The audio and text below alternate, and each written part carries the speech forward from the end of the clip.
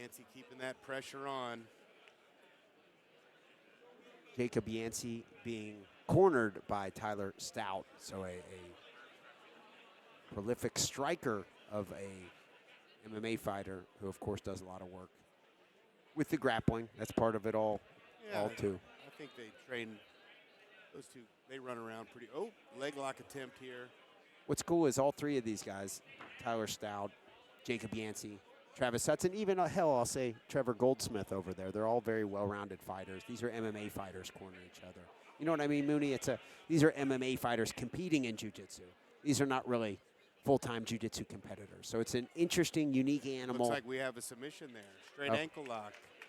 Travis Hudson. Is that what it was, straight ankle? Looked that way to me. Straight ankle lock. You okay? Yancey's good, and it was, in fact, a straight ankle lock. Yeah. He is not a fan of the leg lockers. That is funny about when you go from MMA into competitive jiu-jitsu, right? I actually had the Ladies pleasure of and refereeing gentlemen, one of the Yancey's winner fights of in this Evansville, match Indiana, at 2 not that minutes and long ago. 53 seconds by ankle lock, Travis Hudson.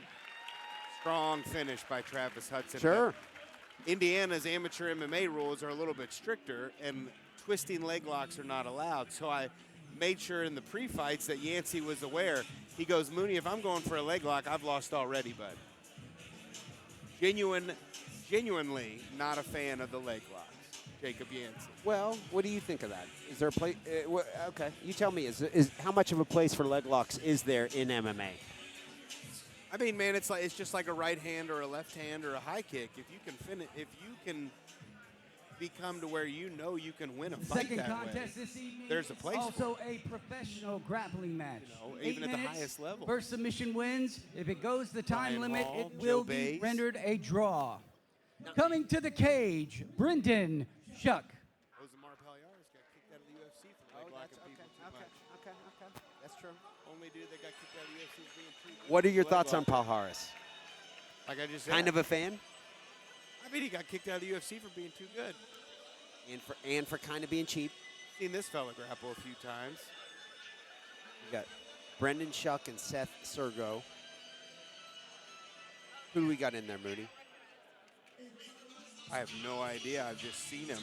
I believe that this is Sergo. No, that's Brendan Shuck. This is Brendan Shuck, yeah. Brendan Shuck says he's been training since he was age 14. He's had 4 kickboxing fights in the past year with a 1-3 record. He's only trained at Warrior Academy. He's a blue belt in jiu-jitsu. His coach is Eric Myers, who's in the Pedro Sauer affiliation. He did not play any sports until he started training. Wow. So 0 amateur athletic background.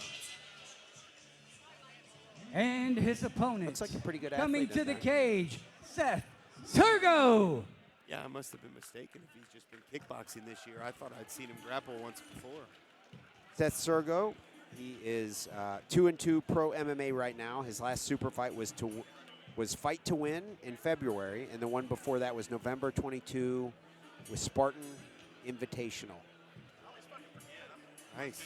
Sergo is originally from New Orleans, moved to Tennessee when he was age 12, started training MMA at age 14. Introducing first, the grappler to my left, grappling out of the blue corner. He represents Madisonville, Kentucky Warrior Academy. Give it up for Brendan Shuck. And his opponent to my right, grappling out of the red corner. He represents Gracie Barra Franklin from Nashville, Tennessee, Seth Sergo.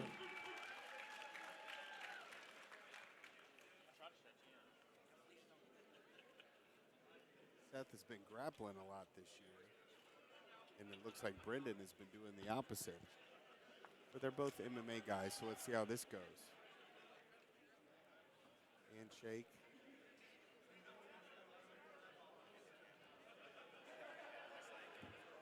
Sergo definitely in a little bit more of a balanced grappling stance. Chuck kind of, maybe he's going to knee him in the mouth. Oh, that Big looked like slam on the face. that looked like that would hurt your neck. Yeah. Took it like a champ. He's back to working his guard, climbing high, working for a submission of his own. Sergo finding posture. Now he's going for the neck here. Keeping the underhook, though, using it to get on top. Chuck's got the half guard. That pressure's on, man. Oh, that's tight. He's got his hand in there, though. Looks like he may. There he goes. I feel like there he was a little too concerned about retaining his guard and a little lackadaisical about getting his neck out of there. Back to full mount. Yeah, pretty easily.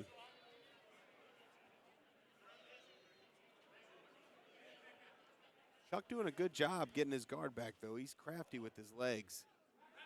Seth's just trying to keep that pressure on. Uh-oh. Interesting approach here. Got like a mounted. He's got the half. He's got half guard, but he's going for a guillotine. Hard to finish there. And if, you know, Seth could pass and go for a Von Flue pretty quickly and violently. But Chuck's doing a good job using his length, being really creative down there. And like I said, he's tangling those legs up.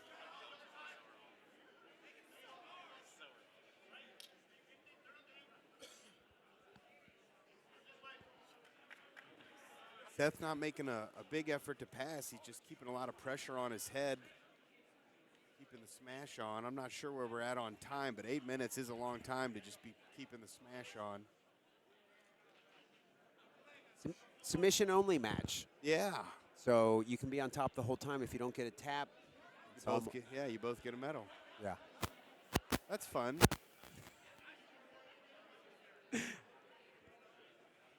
Definitely adds to the legitimacy of cage grappling at local MMA shows. Oh, back take here. No hooks, though. Got one. Oh, he might be under the chin there. Under the chin. Do we have a finish coming? Sergo He's doing his best to hand fight. He's out of there. He's got, re-attack. Now he might flatten him out. He's in a lot of trouble here.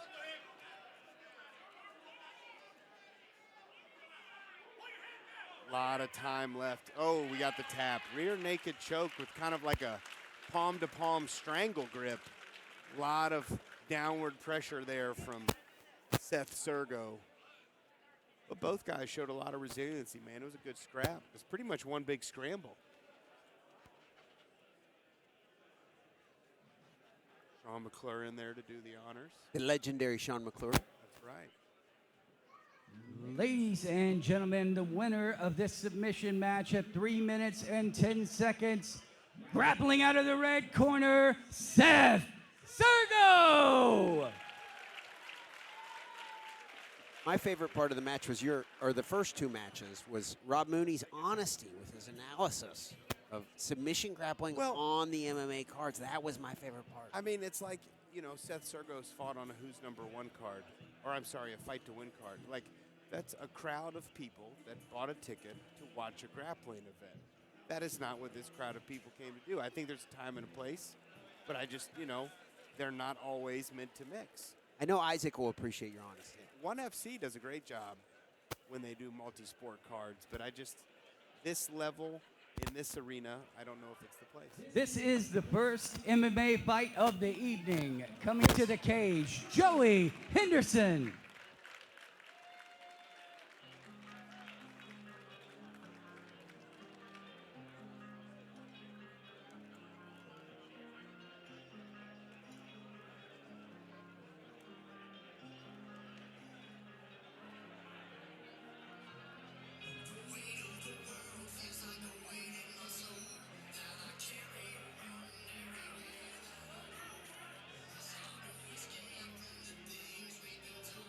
Joey Henderson, independent fighter. I think this is his third appearance in the cage.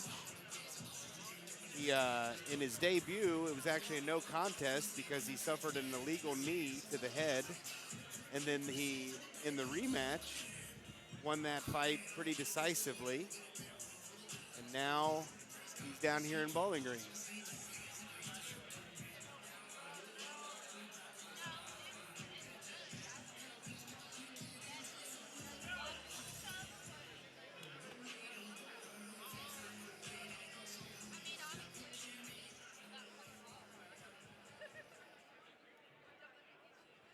And his opponent coming to the red corner, Marcus Bouchersen.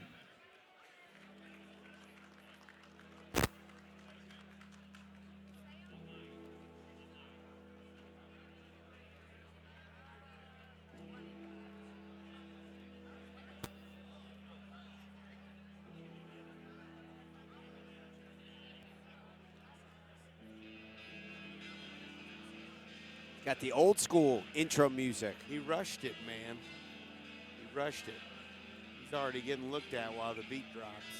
Should have held out for dramatic effect. When you were entering the cage, would you do that with your music? Wait for a certain point to walk out I don't in know. the song? Sometimes maybe. Okay. I think my songs Introducing kinda got first the going right fighter off to my the rip. left, fighting Okay. out of the blue corner. He is from Hodgenville, Kentucky, weighing in at 124 pounds with an MMA record of 2 wins and 2 losses, Joey Henderson. 2 wins and 2 And his losses. opponent to my right, fighting out of the red corner. He is from Frankfort, Kentucky, weighed in at 131 pounds, Marcus Bouchersen.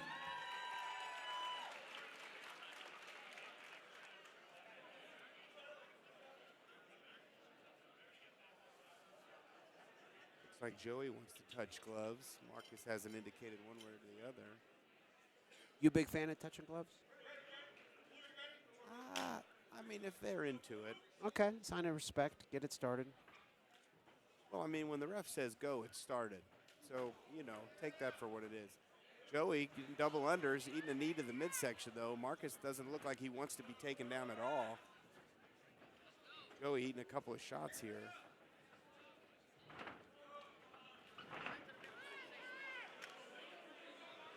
No feeling out process at all. They are winging them. I right am at each loving other. this fight. Yeah. This is what the fans came to see. Maybe not the submission grappling as much. Right, This is yeah. what they wanted to see. They wanted to see kicks and knuckle dusters. Look at that. Oh, I love Marcus in his hands. Marcus definitely seems to be more comfortable on the feet. Joey seems to be trying to get the clinch, but Marcus is making him pay for it. Wow. Marcus got that big southpaw stance, and he is just winging those punches in there. Yeah, Joey is eating a lot of these, man. Oh, there he goes firing back, though. Big right hook of his own.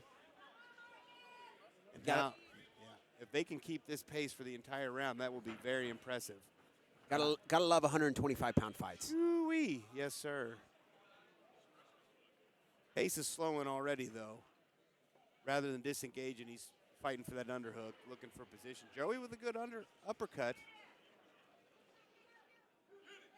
They're just jockeying for position here. Marcus keeping him against the cage. Somebody's going to separate and throw a big one, I have a feeling. Or maybe the referee will do it for him. Nope, there they go. Right back at it. Straight down the pipe. Joey lowering his head.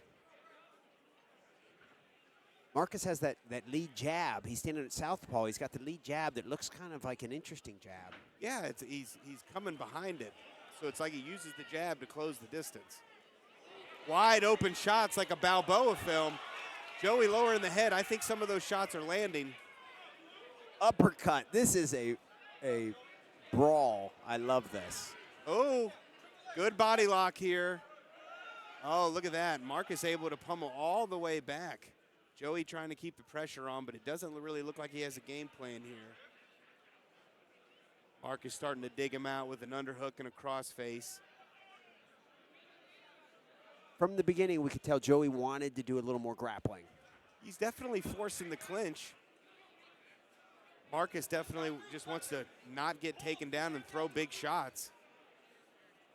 As I say that, he initiates a front headlock, looking like he's going to snap him down. taking the back here. Final 15 of the round. Looks like he's getting serious. Mouthpieces out. What's the etiquette there? How's that work? Well, if I were refereeing, I would wait till there was a break in contact, which probably means in this position they're going to end with the round with that mouthpiece. Okay. Yeah. Typically, you would wait for a break in contact, and then you can freeze and put it in. I've had some interesting cases as a third man in the cage where we've put it in kind of during the fight, but that's, comfortability for sure. And I ask because I think, Rob Mooney, you have, I believe, reffed more MMA matches and MMA fights in the state of Kentucky than any other ref of all time. Would you agree with that? I've certainly been doing it longer than anybody else. And back in the day, we did a lot of fights in one night. The beautiful Shelley on the ring card. But I don't know if anybody's officially kept count. But, I mean, yeah, just by, sure appearances, I would probably say I've done more. I was refereeing fights before it was regulated by the state, so I don't know how those count either.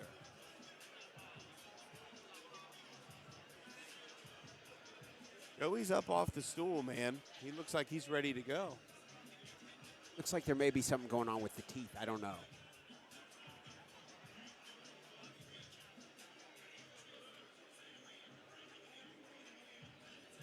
And he's keeping his arms over his head, but the body language is very The mouthpiece confusing. is still on the ground. Well, I mean, you don't need to put it in until the bell rings. He's drinking, catching a breath. I think we're going to have a round 2 here. Just some confusing body language from Henderson. Chris is checking him out. That was a hell of a first round. Got to catch your breath after that. So I think what we're doing here is we're going to allow the round time to start, and then Chris is going to call the doctor in. Yeah. So they got their break time. Now the time that's being used is referee. This is like medical time. So timekeeping purposes, that's why you got to get seconds out in the break. This is medical time by the referee. But this is not a good sign for us to have in a round 2. I don't know what's going on here.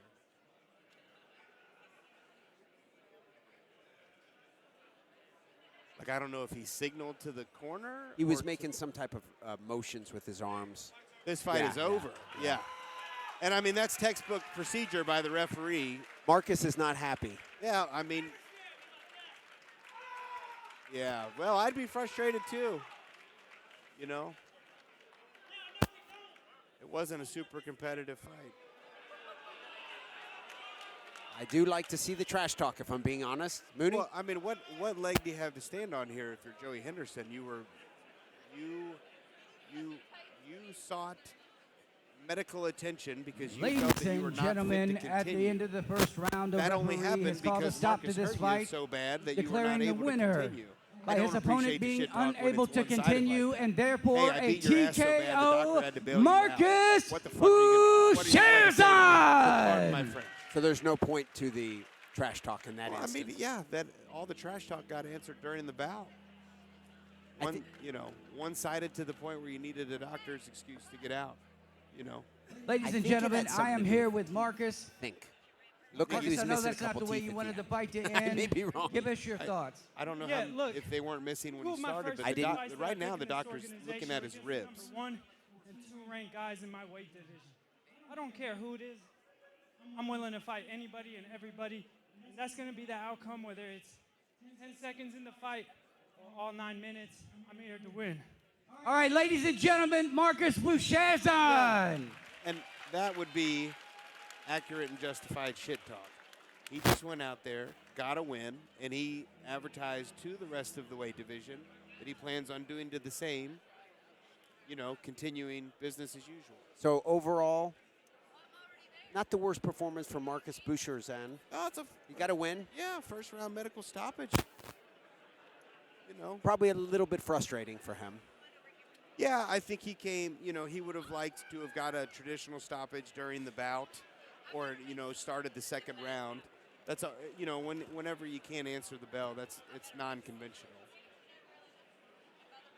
But, I mean, anybody that watches this broadcast, anybody that watches that replay, anybody that's here tonight, they definitely saw that Marcus got the win decisively, in my opinion. This next matchup is very intriguing to me, in large part because Nate Brewer is someone that I reached out to for information. And it took me a little bit of time, but today I did get some from him. Ladies and gentlemen, And coming to the cage wait to to the see who blue we get in corner, first. Derek Pandorf.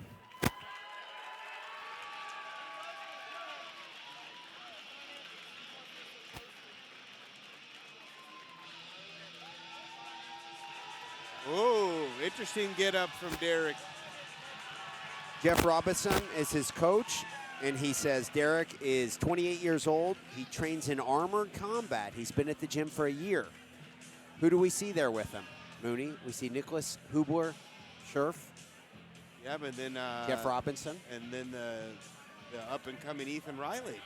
That's right, Ethan Riley. From Club MMA up in the beautiful west side of Cincinnati. Well, I don't know. I say that, but I think they have multiple locations. But I believe Hubler, Scherf, and Jeff are primarily at the Cincinnati location. But yeah, man, they always put out a good crop. They always have experienced guys coming to the cage. I'm definitely intrigued with that attention-getting get-up. Very how to train your dragon-esque. What I like is the only info I got about him is that he does armored combat. Yeah. And then he comes out wearing that. I'm excited. I mean, yeah, if you've made peace with dudes swinging swords at your face, I think MMA might be a walk in the park, but we'll find out.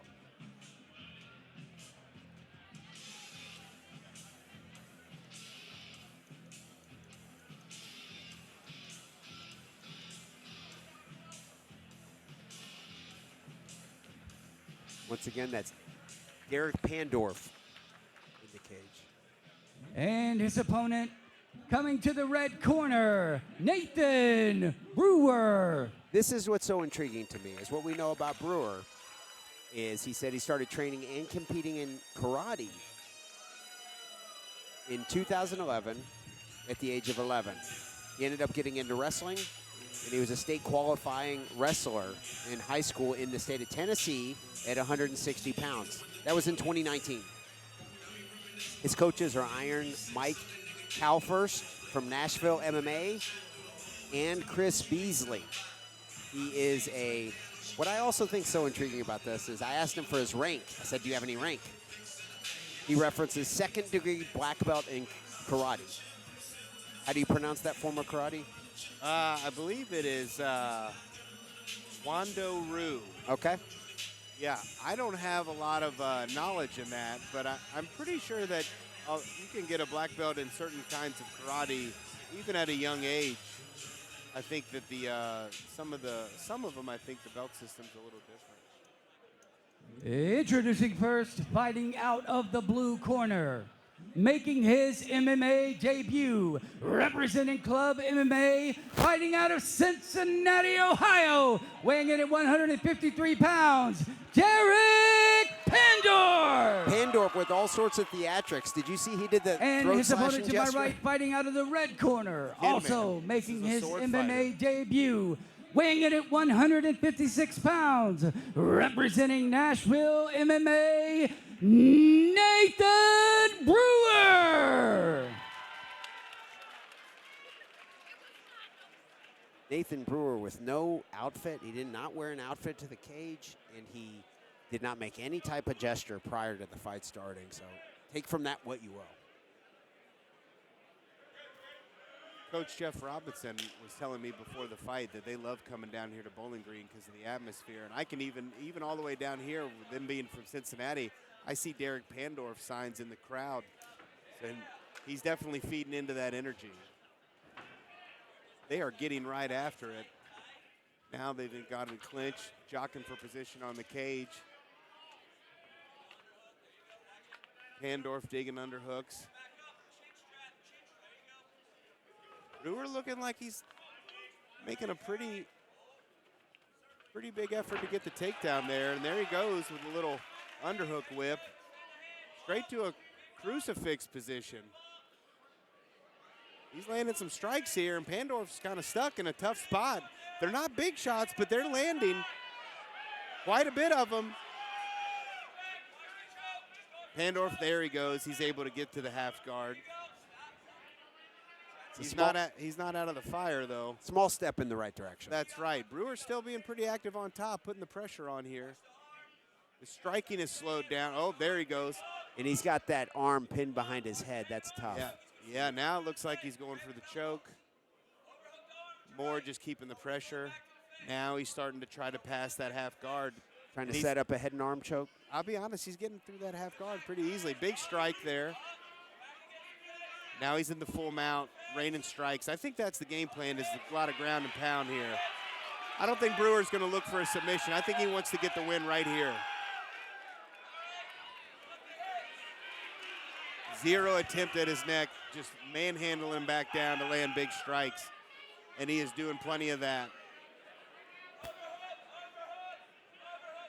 Somehow, pace is slowed Derek down, got though. him down there. I didn't see exactly what happened, but that's what Derek wants. He wants to get him closer to him and be able to control him and minimize this damage. Yeah, he also wants to get out of that full mount there, but it's going to be tough to do while the strikes are raining down. And he's punching from the bottom. Yeah, he's what? Nathan's even framing that face, holding his chin and landing the right hand. Derek's doing his best to try to tangle him up. Oh, there we go with sweep some from bottom mount. There he goes. He came What was from the that? top to the bottom. He just kind of manned his way up there. Bottom mount sweep. Yeah. Is that Then lets him up. Now the punches are going to start coming. Pandorf was very aggressive at the beginning with the striking. He has Nicholas Hubler-Scherf and Jeff Robinson in his corner. He knows how to throw hands. He knows how to throw kicks and knees. I assume since he's with Hubler-Scherf and them, he's pretty experienced with the Muay Thai training. And it appears to be the case. Brewer, man, he gets that underhook and he can just take him whichever way he wants the fight to go. Led right into that underhook. Short time left. It's probably going to end right here. Tough first round. Action-packed.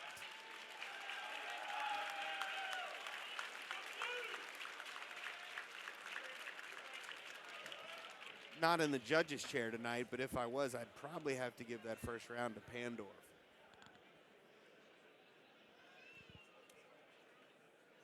That's wild, right?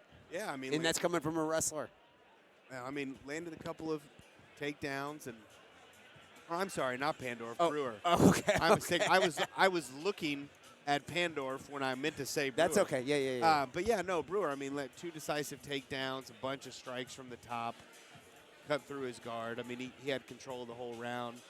Pandorf was able to get out at the end, but I mean, I don't know how you outweigh one escape to 2 takedowns and a bunch of shots. You know what's funny is, in my mind, when you said that, and I was thinking, he said Pandorf won that first round. I was thinking, well, I must have missed something.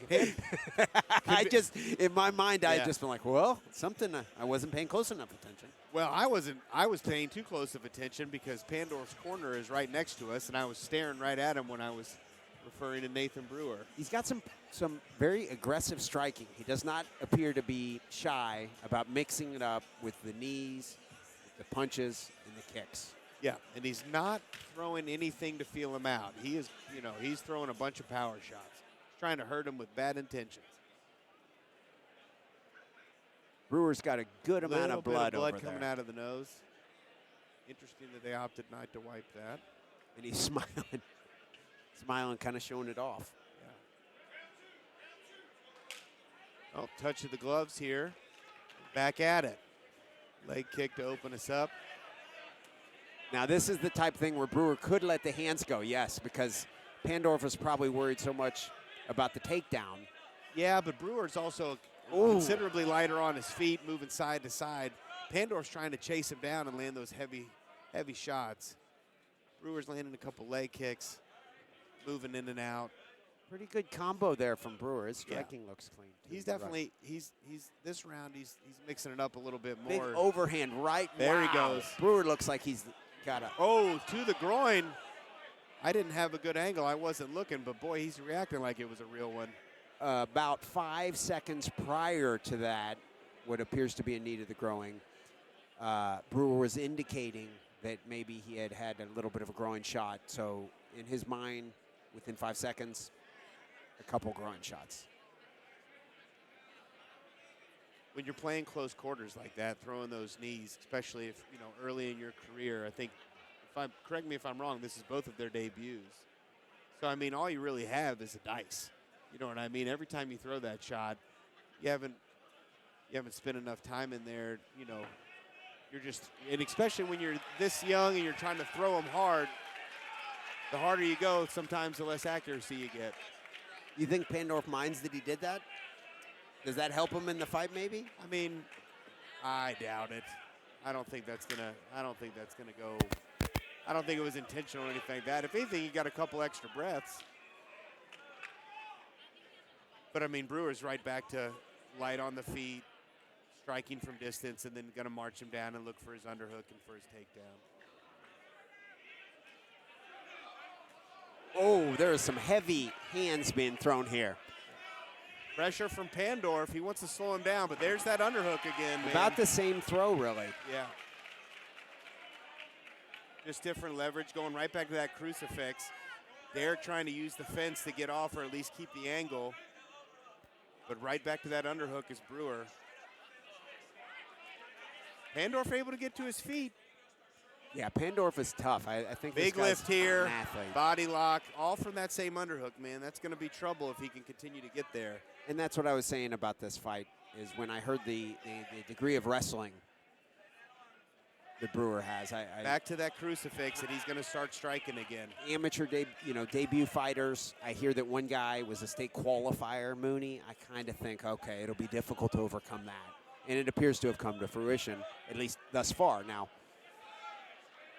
right back to that iron cross, landing those chip shots. now that doesn't necessarily mean anything bad for Pandorf. I mean, this Brewer guy might be an absolute stud. Yeah. Right? Absolutely. Yeah, so Brewer looks to me like he might have a very well-rounded game. Yeah, he definitely has a game plan that he's looking to implement. I don't know if I'd go as far as to say well-rounded. We have 34 seconds left, and he's continuing to do these chip shots. I'd like to see him either transition to a bigger shot or look for a choke or an arm to put him away here at the end of round 2. He's obviously going to win the judges right here, but I mean, our referee has no intention of stopping the fight from these chip shots. Dominant round, but I think, as his career advances, as his skill advances, I think in that 30-second window, he tries to put him away. When you say put him away, if you're his coach, you mean submission and TKO? Those I definitely are wouldn't equally weighted? I wouldn't sacrifice the top position. In MMA, I think staying on top right there in that 30-second window is most important. But he could have transitioned to like knee on belly or even just better posture to where the punches could have had a little bit more on him. Or, a same side choke or a far side arm. I wouldn't have wanted to fall back or do anything crazy. But, I mean, even if it's just when you hear the 10-second clapper, posture up and land a big shot so you put an exclamation point on the last thing the judges see. And then maybe, if it lands right, they don't get up, and then there is no round 3. We're right next to Pandorf's corner over here. So, being they might be able to hear what we're saying, a little awkward. But I'll ask you, what would you be telling Pandorf headed into round 3? Well, Pandorf's been trying to march him down and land the big shots. And I don't think that there's any point getting off that horse. If he's going to win that fight, it's going to be with a big shot. He hasn't been able to get the takedown. He hasn't really looked for it. So, he's probably going to go out. I mean, if a guy who trains in armored combat isn't the kind of fellow who's going to go out on his shield, I don't know who It is. appears he is that. That's right. He is. I would expect nothing less for him to march him right down in the middle and try to knock his head off. Yeah. And the knee approach he has used could be a Jorge Masvidal type, in his mind at least. Someone's constantly shooting in or, right? Yeah, I mean, it's definitely a way to keep a guy off your legs, but a lot of the wrestling exchanges that Brewer's initiating are all coming from that underhook. He's definitely got to answer. Oh, there he goes. Like I said, he's hunting. Yeah. He is not going gently. Yeah, Pandorf doesn't seem like he's trying to go out like. A lot more active with the legs. Brewer going for the big shot. He's had a couple head kicks in each round. I mean, if we're being real and we look at Brewer's face, I mean, there's quite a bit of blood over the course of the fight. So Oh, he's Pandorf eating has some shots. Yes. Pandorf's landing these shots, and he's throwing with bad intentions. Look, but there's that underhook, man. It's tough to answer that question. Oh, look at this. Pandorf with Underhook a of little his bit own of and a little bit of a sprawl, but now we're up against that fence. I'll tell you right now, Pandorf is not going gently. He knows he's behind, so he is swinging for the fences. I trying love to how win many this fight. punches he's been throwing from unorthodox positions from the bottom. Yeah, but I mean, we've seen more blood out of Brewer than we have out of Pandorf. He's landing Agreed. those shots. I can hear those, Kelly.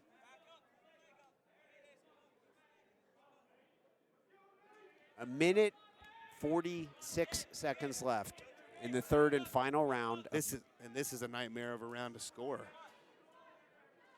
Look at those shots. I mean, those hurt. Pandorf has to be thinking, I've still got it in me. I need a KO, right? Brewer's doing his best to bury that shoulder and keep against the fence. All right, now we're in the guard. Halfway through the final round. Pace has definitely slowed. Pandorf's trying to knock his head off with every shot he throws. Brewer's starting to strike again from the top position, but not doing it, not keeping the pressure on. Pandorf might find a way out. Brewer back to an overhook here, keeping that whizzer. Now the pressure's on. But you can tell that his pace has slowed. He's not throwing those big shots anymore. He's had to deal with quite a few shots of his own. That wrestling pressure, keeping him on top. Looking like he's going to try to kick off the cage here. If their toes start getting involved in the cage wires there too much, you as the ref, you step in? You're not supposed to use them just like your fingers. It's okay if they go through, but it's an issue if they make grip. Big shots here from Brewer. He knows that there's 30 seconds left. Crowd's getting behind him here. He's looking to put it away. Pandorf not giving any ground, though. Pushing him away, trying to get to his feet. Got to be frustrated here. Oh, look at this. Back to his feet. Double leg coming. Oh! 10 seconds into the final round. I don't think we're going to see anything different from here. Oh, almost throw an elbow. Big shots from the bottom and a handshake. You don't get much better than that, man. And you don't get much more appropriate use of the phrase going out on a shield Absolutely. than that either. This fight is like a endorsement for why there shouldn't be cage grappling at local MMA events. The fans seemed a little more engaged with this, you think? Just a touch.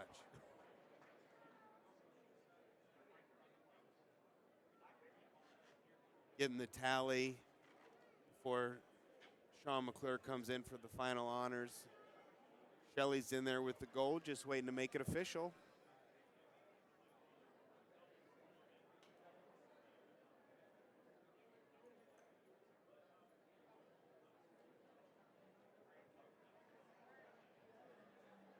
Never know, Pandorf may have a heck of an MMA career Ladies ahead and of him. gentlemen, after 28 years old, and three he's just getting hard-fought started. The whole world's rounds, in front of the him. judges have rendered a decision. good time. All three judges scored about 30-27 for the winner.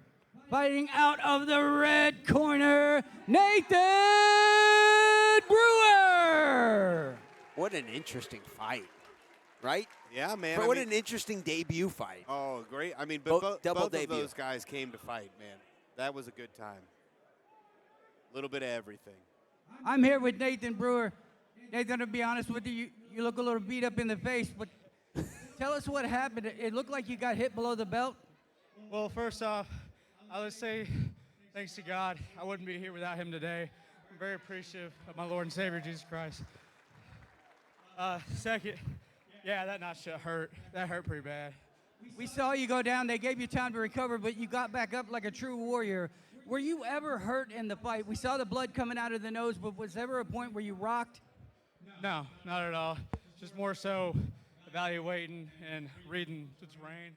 And hats off to Derek, man. He put a pretty good fight for me.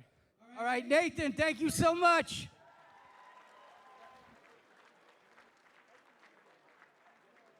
Ladies and gentlemen, we're going to take a short 5-minute intermission. 5 minutes, and we will start the fights again. Thank you. Also, if you haven't seen it, we have Hard Rock MMA merchandise right back there by the vendors. If you guys could put your hands up, merchandise booth. It's the gentleman in the hat with the gray sweatshirt. He's got his hands up. They've got hoodies, t-shirts, anything you could want.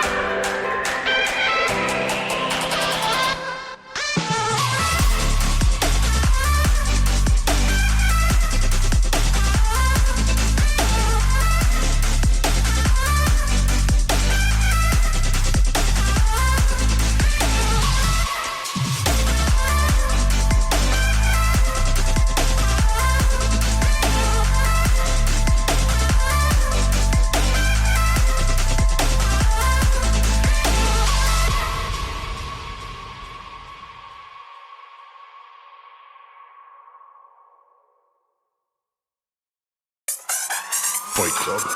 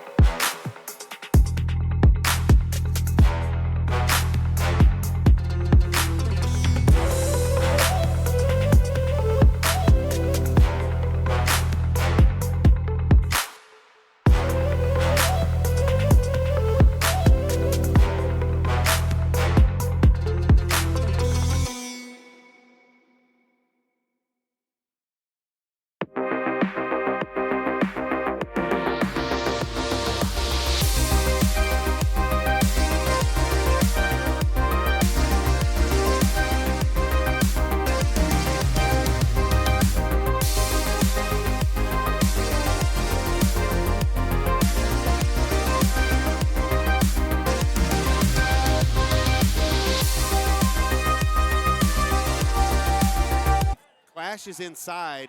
Ooh, ducking his head down, ends up in a duck under here. Interesting clinch here. Eduardo still throwing strikes, staying active, punching his way out of the clinch rather than trying to grapple his way out of it. Moore wants another kick. Look at him. Apparently, it wasn't just theatrics with the get up on the way out. No, these look to be potentially very dangerous kicks. Yeah, definitely part of the game plan. When they close distance, though, it's kind of a clash. Tell me what you mean by that. Coming from a lifelong wrestler, what do you mean? Are they not working for the underhooks? Is that what you mean? Neither one of them is really initiating the clinch with much intent. There's a big fence grab there. The referee's on top of it. But, no, Eduardo is kind of reacting to the clinch and still throwing strikes. And when Tyrone goes for the clinch, it's kind of like a lunge and grab. And that's what I mean is like often he engages the clinch and then tries to work his way out of it. And Eduardo's just throwing strikes. It's kind of, I don't know. It's more of a pace changer, I think, rather than a position. I think he really wants to utilize those kicks and use his length. It really does seem that Tyrone is working to set the kicks up. Oh, big shot there. He felt that. Now the pressure's on. Now he's going to use that underhook and keep him up against the fence, try to recover a little bit. If someone's trying to sit on setting the kicks up that much, what's the recipe for? I think what you see Eduardo doing, you march him down and you don't let the length continue to be an issue. I think you just take the length out of it. And he's making the ring smaller that way. Now the pace is slowed. He sees him coming a little bit. Final 10 seconds. Spinning back fist attempt. There we go. Theatrics, solid braids, everything you want out of a local MMA fight. I don't know who I'd give that round to, Kelly. Yeah, that's an interesting one. That is actually.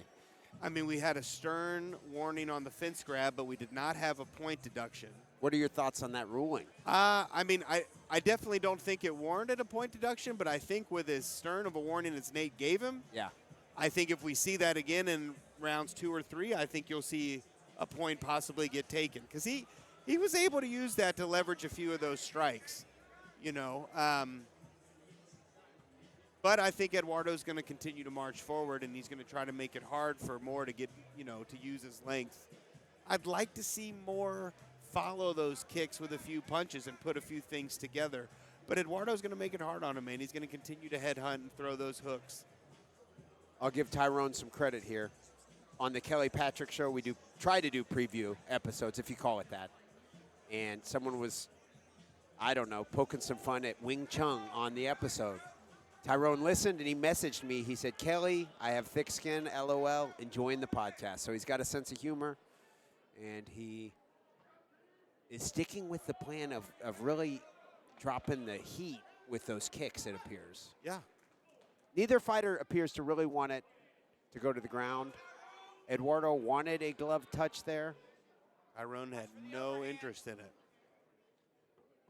Not marching forward, keeping his length, faking the jab. Very awkward style to go against a southpaw with that type of a kicking type stance is wild. I can tell you, though, you can see here from Eduardo's body language, those kicks made an impact. He's respectful of those kicks. Anytime he loads up, he's moving, he's weaving, he's cutting an angle. He does not want to take another one of those kicks. Looking at the physique of Tyrone, that's not hard for me to believe. Hands are still low, but he's able to keep him away with that length. I'd like to see him threaten the jab a little bit more. His corner agrees with me. Eduardo's trying to kick him and keep him at length, and I don't know if that's his path to victory. But then there we go. Oh, big shot out of the clinch there. That's what I mean. He throws the clinch, and then he wants to throw a big shot and separate. Neither of these fighters has any desire to try to get to the ground. None whatsoever. We'll be seeing these guys in submission grappling matches, maybe. I certainly hope not.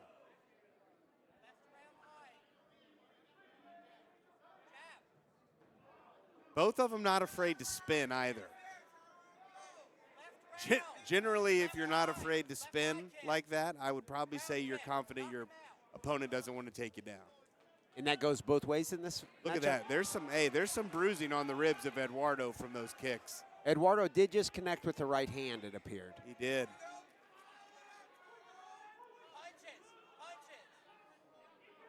Oh. Tyrone's letting those punches and kicks out there a little bit. Like to see him get back to his guard. Eduardo's going to need to march him down to deal with that space. The jab from Tyrone is interesting. There we go. Close quarters. This is where you got to make the fight happen if you're Eduardo. But I bet you that Tyrone is just very physically imposing in those positions. And he's tall. He's able to use his length. And if the weight they said at the beginning of the fight was accurate. He's a little light, yeah, if that's accurate. But Tyrone, I mean, it's an interesting because he almost uses the clinch to create the length. Weird stances, man. I'm not familiar in the trainings or disciplines of Wing Chun. Oh, he snuck a jab in there with the kick threat. Yeah, now he's got a front headlock position, possibly looking for a guillotine. Eduardo fighting the hands a little bit. Surprised we're not seeing the knee here. Body shots coming. Look, he's going to punch his way out of that clinch and the round's over. All action, all gas. Who's winning? I'd have to give that round definitely to Tyrone. He was able to control the distance. He controlled the pace of the fight. He initiated and separated all the clinches, kept him up against the fence, and physically speaking, I think he definitely got the better of the round. But you're not sure about the first round? First round, man, it was a lot of I don't know. But honestly, that's not the seat I'm in tonight. So this doesn't seem like the most enjoyable fight to judge. Absolutely not. Yeah, every judge in that seat is hoping that there's a finish in this third round.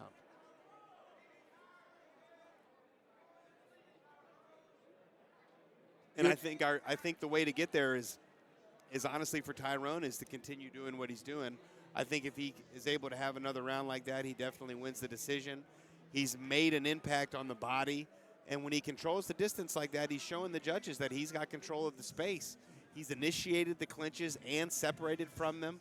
Eduardo's best answer is to just really punch his way through, punch his way out of the clinches, and try to punch his way into the clinch. He's having a hard time dealing with the length and the space management of Tyrone.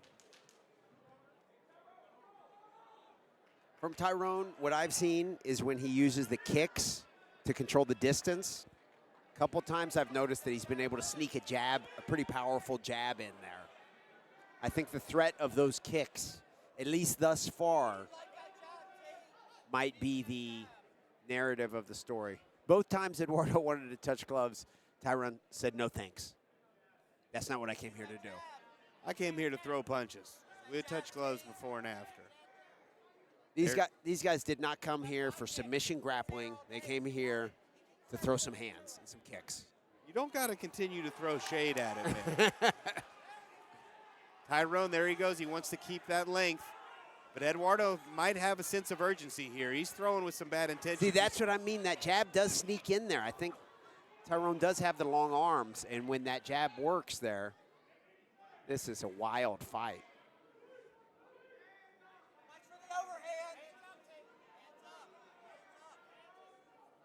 Oh, big spin there. Couple of wide shots, and then the clinch. But look, now he separates out.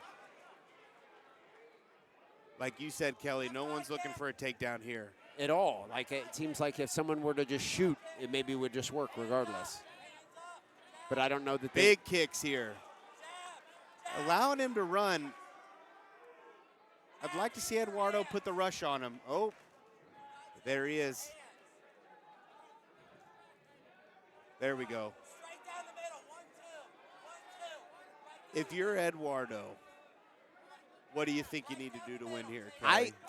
If I'm Eduardo, I assume he comes from Nashville MMA, right? So I assume he has some grappling. I would tell him to shoot in. Am I wrong? Wing Chun. That's what if I were the coach, that's what I'd be trying to tell him. Let me ask you this. Does it look like it'd be easy to tackle Tyrone to the ground? Is that what you're saying? No, I want to know your opinion on this. If Eduardo were to stand in the middle and give him the Max Holloway, you think Tyrone meets him there? Maybe not. Yeah. No, I would think probably, but that might be his best bet to actually get a win for Eduardo. Minute left. Tyrone's got single underhook, keeping him up against the fence. Jockeying for position here. Wardo is able to spin him. Oh, Sotogari attempt. First kind of takedown attempt we've seen tonight. A little outside trip action. Tyrone able to use that underhook in his length. Now he's separated. Oh! 35 seconds left. Eduardo paid the price for that spin attempt on the exit. Tyrone landed a big shot. The headlock, uppercuts. Now he's got a front headlock. 20 seconds left. Tyrone's doing some damage. We may see a stoppage here. Eduardo's wearing it on his face a little bit, but he's not being active here. 15 seconds left.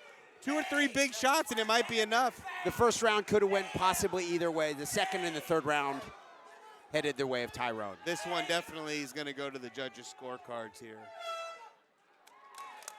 A lot of action at the end of that fight, Kelly Patrick.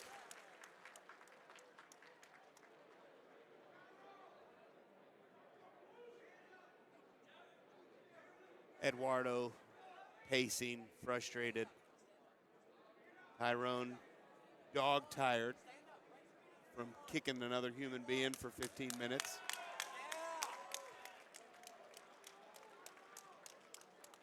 Judges are still tallying the cards.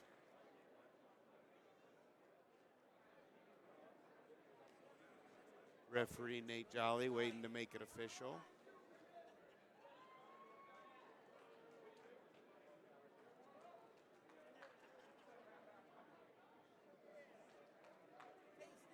Good crowd tonight out here in BG. It is, isn't it? Yeah. I expect when the local guy, if the local guy gets his hand raised, which we're expecting, I expect a good pop.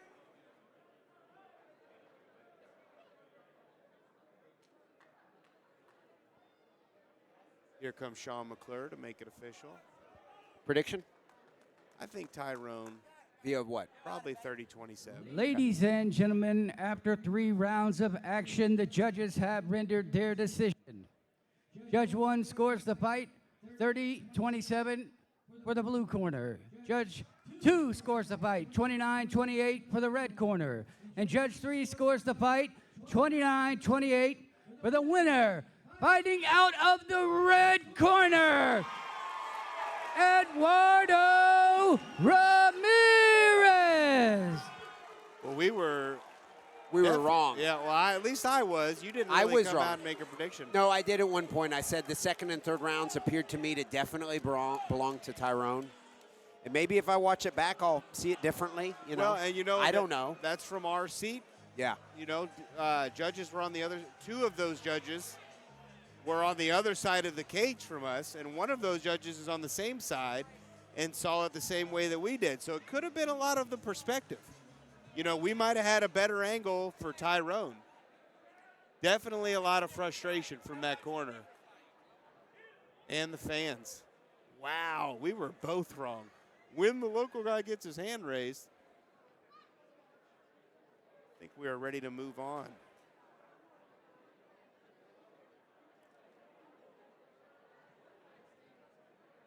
Coming to the cage, to the blue corner, Aries Tubbs. I really hope that the broadcast had a couple of angles on that, because being that the judge that gave him the fight is probably the judge on the same side of the cage as us, I would really like to see the fight from the other vantage point. Sure. Headed to the cage is Aries Tubbs. His coaches are Jeff Robinson and Nicholas Hubler-Scherf. His training partners are Ethan Riley, Damian Sanders, Zach Russ. Trains out of course, Club MMA. In what part of Cincy? I mean, like I said, I think the HQ is on the west side. Okay. Delhi area. Okay. Muay Thai, BJJ, boxing. Hold on. The best side. The best side, okay. I got to ask the Cincy guy for that. That's right. Has been training at Club MMA for about a year. Previous boxing experience, his age is 21. He's going to school to be a firefighter. His uncle is the famous boxer Tony Tubbs. So we can assume or guess this guy's got some hands. I mean, regardless of what he does tonight in the cage, what an impressive young man. You know what I mean? Just sounds like a fella who's got his stuff together. I do. If it's coming from that gym, Club MMA with Jeff Robinson and that crowd, I do. I assume the best for him. Yeah. And that's not to say anything about any of the other gyms, but when you know someone and you know the caliber of people they are there, I assume that's a fine young gentleman. Yeah, and I mean, you know, each gym has its own culture. You know what I mean? And it's not by coincidence that the same kind of people keep finding their way into that room and, you know, finding a way to succeed and get better. Interesting to have the, you know, Aaron Pryor's son coaching boxing at one place. So we got Tubbs' nephew here with the boxing experience in the family. It's like he looks good. He looks the role. And his opponent coming to the red corner, Gerardo Alfaro. Up next, we have Gerardo Alfaro. He started training about 5 years ago, but originally inside of one of his buddies' garages because he couldn't afford to train. Now he's at Hicks MMA. His buddy Melvin Alfaro had trained for a while and trained at Hicks, got him in there. Looks like Gerardo has lost some weight. Let's see, what's this at? Wow. So according to this, it says he was about 230 when he started training. Wow, you gotta love that. Absolutely. He's been at Hicks for 3.5 years now. He trains kickboxing, jiu-jitsu, wrestling, and judo. He's 1-0, first round stoppage. Growing up, he was never really into sports, played the occasional soccer. But when I got to America at age 8 years old, he started putting on crazy amounts of weight and became sedentary for a long time. Wow. Until he started going to the gym. His coaches are Demathian Bloodworth, Dylan Osterman, Sandro Passagic, and Donnie Wallace of Hicks MMA. He's a blue belt under Donnie. You know Sandro used to be with Georgetown. I do, yep. Yeah. I've never rolled with him, but everybody I know who's rolled with him speaks very highly of Sandro and his grappling. Absolutely, yeah. Glove touch. Introducing Guys are first, about the that fighter to my action. left, fighting out of the blue corner, making his MMA debut, weighing in at 155 pounds and representing Club MMA. Give it up for Aries Tubbs. And his opponent to my right, fighting out of the red corner, weighed in at 156 pounds and Pretty good stare represents down. Team Hicks. With an MMA record of 1 win and no losses, weighing in at 156 pounds, from Bowling Green, Kentucky, Gerardo Alfaro! Just looking, the casual observer, you'd see one guy who looks a little bit more chiseled than the other. Can you ever read much into that, Mooney? Oh man, there's body style. No. The answer's no. Yeah, the answer is no. I mean, especially when Gerardo's fought as heavy as 205 pounds. He's not even close to his final form. Here we are in the over-under. Ooh, nifty foot sweep there from Tubbs. Knee to the head. Oh. Big shot. Tubbs has definitely got some weapons here, using his athleticism. Goes to the head. Gerardo trying to get his bearings. Head kick there from Gerardo. Tubbs is on his heels, but he's landed some big shots here, real quick, in and out. Now he's on the forward.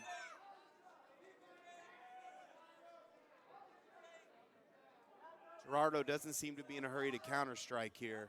Kind of letting Tubbs get away with a few. There he goes, walking forward, head kick of his own. Haven't seen a bunch of effort to get this to the ground from either guy. No, Tubbs is staying light on his feet, using his distance, throwing shots, really getting his body into those shots. Gerardo's trying to make something happen and force an exchange here. Now we got that heavy pressure from the underhook. Oh, good knee there. Gerardo able to keep that head down.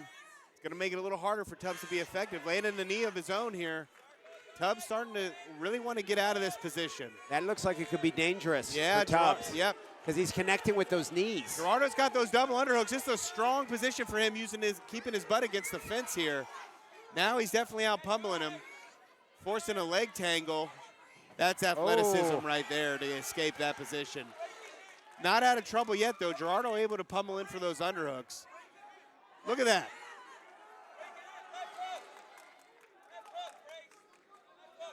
Punching his way out of the clinch. Oh! Big shot, big left hand here. And head kick. Tubbs has the hands, of course. Gerardo's got to get in there and mix it up and keep it dirty and chippy like that and land those knees. If he allows Tubbs to keep space like this, he's going to eat more of those big shots. Big mouse over the eye and a little bit of blood. But he's still walking him down. Gerardo's showing no fear whatsoever. Being that he has Donnie and Sandro in his corner, I am surprised Gerardo is not putting more effort into trying to get this to the ground. He might be wanting him to cook a little bit, or he needed an opportunity a head kick here. But with that athleticism, man, it's going to be tough to get him to the ground off the rip. You need a window. You need an opportunity like that caught kick. Right at the end of the round.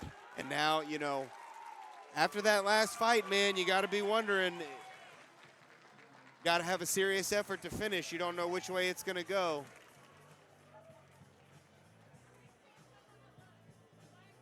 If you're in the quarter of Gerardo, Mooney. Yeah, I'm going to tell him that he can't let him move around. He can't let him stay light on his feet. He's going to have to close the distance and force the clinch. The uglier the fight gets, the better that is for Gerardo. They ended up in a weird wrestling exchange, and Gerardo came out with double underhooks and landed some good knees to the head there. And if I'm Jeff Robinson, I'm telling Tubbs to stay light on his feet, stay behind the jab, and, you know, land those strikes and get in and out. I think if Tubbs wanted to get the fight to the ground, he could, but I don't think that's where he wants the fight to be. I think he wants to win the fight with some open striking and some space. It does look like he has some very pretty striking. Yeah. Like I said, he's athletic. He's quick on his feet. He wants to land the big shot and get out of there. And if Gerardo can make it ugly and force that entanglement, I think that's his most logical path to victory.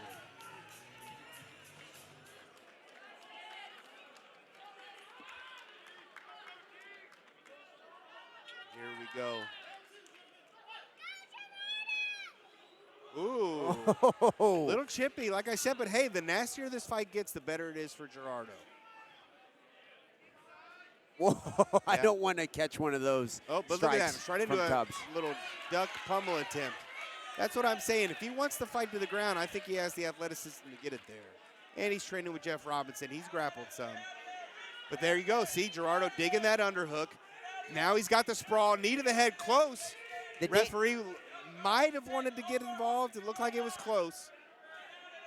But there we go. Look, up against the fence. Oh. They needed an opportunity, got it to the ground. Tubbs is trying to get creative. Earlier in the round for Gerardo. Oh, to the mount. Right almost to the full effortless. mount. This could be a difference maker here, Kelly. He's putting him up against the fence. If he can break that grip and land some strikes, he could make a real difference in this fight. But Tubbs is looking to missile launch himself off that cage. There he goes. You saw that coming, didn't you? That's right. And that was legal. Absolutely. You can push off all you want. But like I said, this is the fight Gerardo needs. He needs it to be close quarters, rolling around, nasty. He finds a way back to the top position, and he's trying to capitalize. And I wouldn't be surprised if we don't see Tubbs get those legs involved on the cage again and try to make a sweep happen and get to the top. Tubbs close guard here, not really climbing or looking for a submission, just kind of reacting to the strikes. Eduardo not really overly concerned with passing. He just wants to keep him there and punch him. And I can't say I blame him. He can't run around. He can't be light on his feet if I'm stuck in his guard and he's on his back. A minute and 12 seconds left. Oh, Gerardo, there's the pass. Okay. Like I said, Gerardo's going to make it ugly and wait for an opportunity. And here he is with his back with a minute left in the fight. And if I'm Coach Donnie Wallace or Dylan Osterman, I'm probably yelling for him to dig those hooks in and look for the choke. But Tubbs is doing a good job getting his back to the mat. Oh, Gerardo transitions straight to a head and arm choke on the cage side. Gonna be tough for Tubbs to get out of there. The pressure's going towards him. If Gerardo jockeys his feet, it's gonna put a lot of pressure there. He opted to go back to the mount.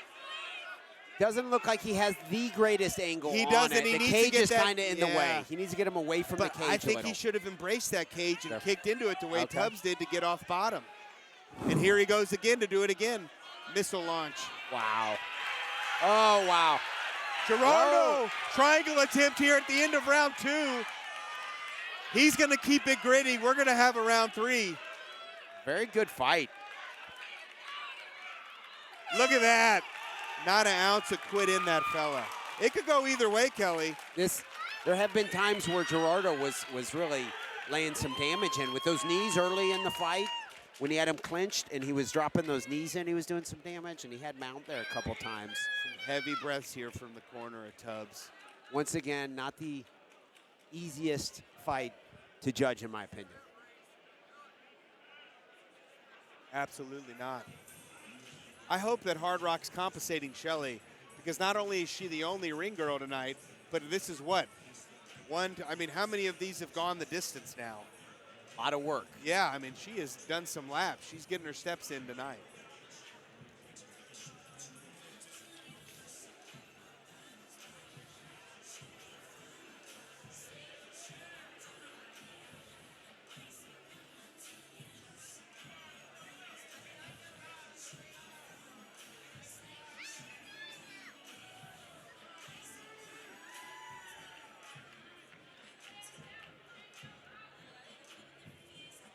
Kentucky has one of the more fighter-friendly rule sets as far as amateur MMA in the entire country. Not only are kicks and knees to the head legal, all submissions are legal, and to even make it that much more of a good product for the fans, in between rounds in an amateur fight, you actually get 90 seconds, a minute and 30. So these guys get a substantial amount of rest to come out here and deliver for this third round. Looked like they said something to each other right before this round. Well, I mean, they have been beating the tar out of each other for 2 rounds. Yeah. You know what I mean? I don't envy Gerardo over there, and at times it hasn't looked very pleasant to beat Tubbs either. They're both wearing a little bit from this fight. Tubbs is still using that athleticism, throwing those big kicks. Definitely a part of the game plan here. Gerardo still walking him down. A little bit less on that jab. But he's waiting for an entry, man. He's waiting for that kick or that punch that goes a little too far and he can find his way in. Head kick of his own. Think it'd be too risky for Gerardo just to shoot in? I don't think he wants to be underneath the sprawl of Tubbs, man. Yeah.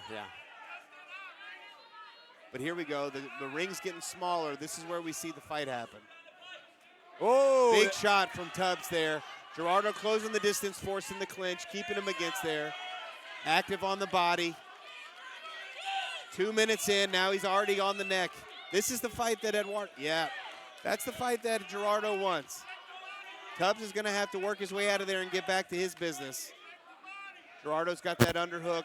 You're right, this is exactly what he wants. He wants the dirty fight. He wants to keep it gross, and he wants to keep his butt against the fence to where he can't run around and land those big shots. He's going to throw a knee to the head here, a knee to the body. He's keeping that good underhook position. I mean, he's had a steady game plan the whole time. And as the fight's gone on and Tubbs has slowed down just from the exchanges, he's been able to implement it more and more. He's on the better side of this entanglement, and Tubbs' athleticism isn't there to save him from that exchange like it was in round 1. And if Gerardo can end up on top in any way, preferably toward the center of the cage, he would not mind that either. Yeah, he's going to have to take cage position into consideration, because that's been Tubbs' path to escape both times, was that missile launch off the fence. But the pace is definitely slowed here. Big shot there. 51 seconds. I think we're going to see some head hunting as they go to the body. Gerardo's got to get in there and make it weird. There we go. That pressure, man, that's going to make a difference in the judge's eyes. Tubbs just trying to move around, not really striking back. Oh, double leg attempt here, Kelly, up against the fence. If he can get to his feet, he's going to finish. What a heck of a way to end the fight if you end up on 23 top. seconds. You know, in the mind of the judges, you never know who's judging, exactly what their background is. But Vantage points makes a difference. I've been in referee and judges training where we've literally watched the same fight from 3 different camera angles, and you would judge it 3 different ways. wow. But then, I mean, you talk about putting an exclamation point at the end of a fight. That's it. Standing above your opponent, raining punches. I don't know if he did enough in the first and second, but that's the last thing that the judges saw. And the crowd is definitely into this one. Coach Donnie Wallace trying to get in the cage. The commission had to say, whoa, whoa, it's not over yet. Donnie's assuming they got to win. Yeah. Either way, what a cool performance from both guys. Oh, yeah, I would love to see Tubbs or Gerardo fight again regardless. I'd watch them fight again. Oh, yeah, what a stylistic. I'd like to know about the weight. Yeah, fun matchup. Stylistic, very fun matchup because you got the guy who's lost the weight and, like I said, the difference in physiques. Is he even done? Do we see him fight at 45? Wow. Who knows? I would say with his, height and everything, maybe 45. Or maybe he decides to, hit up Cam Ashby and do those deadlifts over there at Hicks MMA and grow into that frame. Who knows?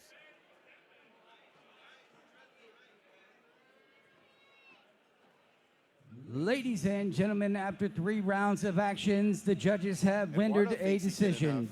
Hard to read Tyrone Tubbs. Judges 1 and 2 score the fight 30-27, and judge number 3 scores the fight 29-28. For the winner, by unanimous decision, out of the red corner, Gerardo Alfaro. Like I said, man, from that side of the fence, I think that they saw it that way. I'd be curious if it's going to continue to be that way. I thought that, I don't know if I would have given him 30-27. Yeah, I wasn't expecting that. But I definitely think that he won the fight, and he definitely did more than enough. Ladies and gentlemen, I am here with the winner, Gerardo Alfaro. Where Gerardo was, like I said, peppering in those knees. I'm looking at your record. There is no way that you are 1-0 fighting like that. Thank you, sir. I really appreciate it. I got a great team behind me, and I'm coming every time to here. Not only represent them, but myself, and show every day I'm getting better and better. And I'm here, baby. Everybody be on the lookout. All right, ladies and gentlemen, Gerardo Alfaro. I'm a little bit of an older fella, Kelly, so I don't know if people still say this anymore, but he embraced the grind. Okay. He made that fight ugly, dirty, and found a way to win it. He grinded out a victory. And he did it in front of his hometown crowd. That's right, and he had a good time. Curious to see what's next for him.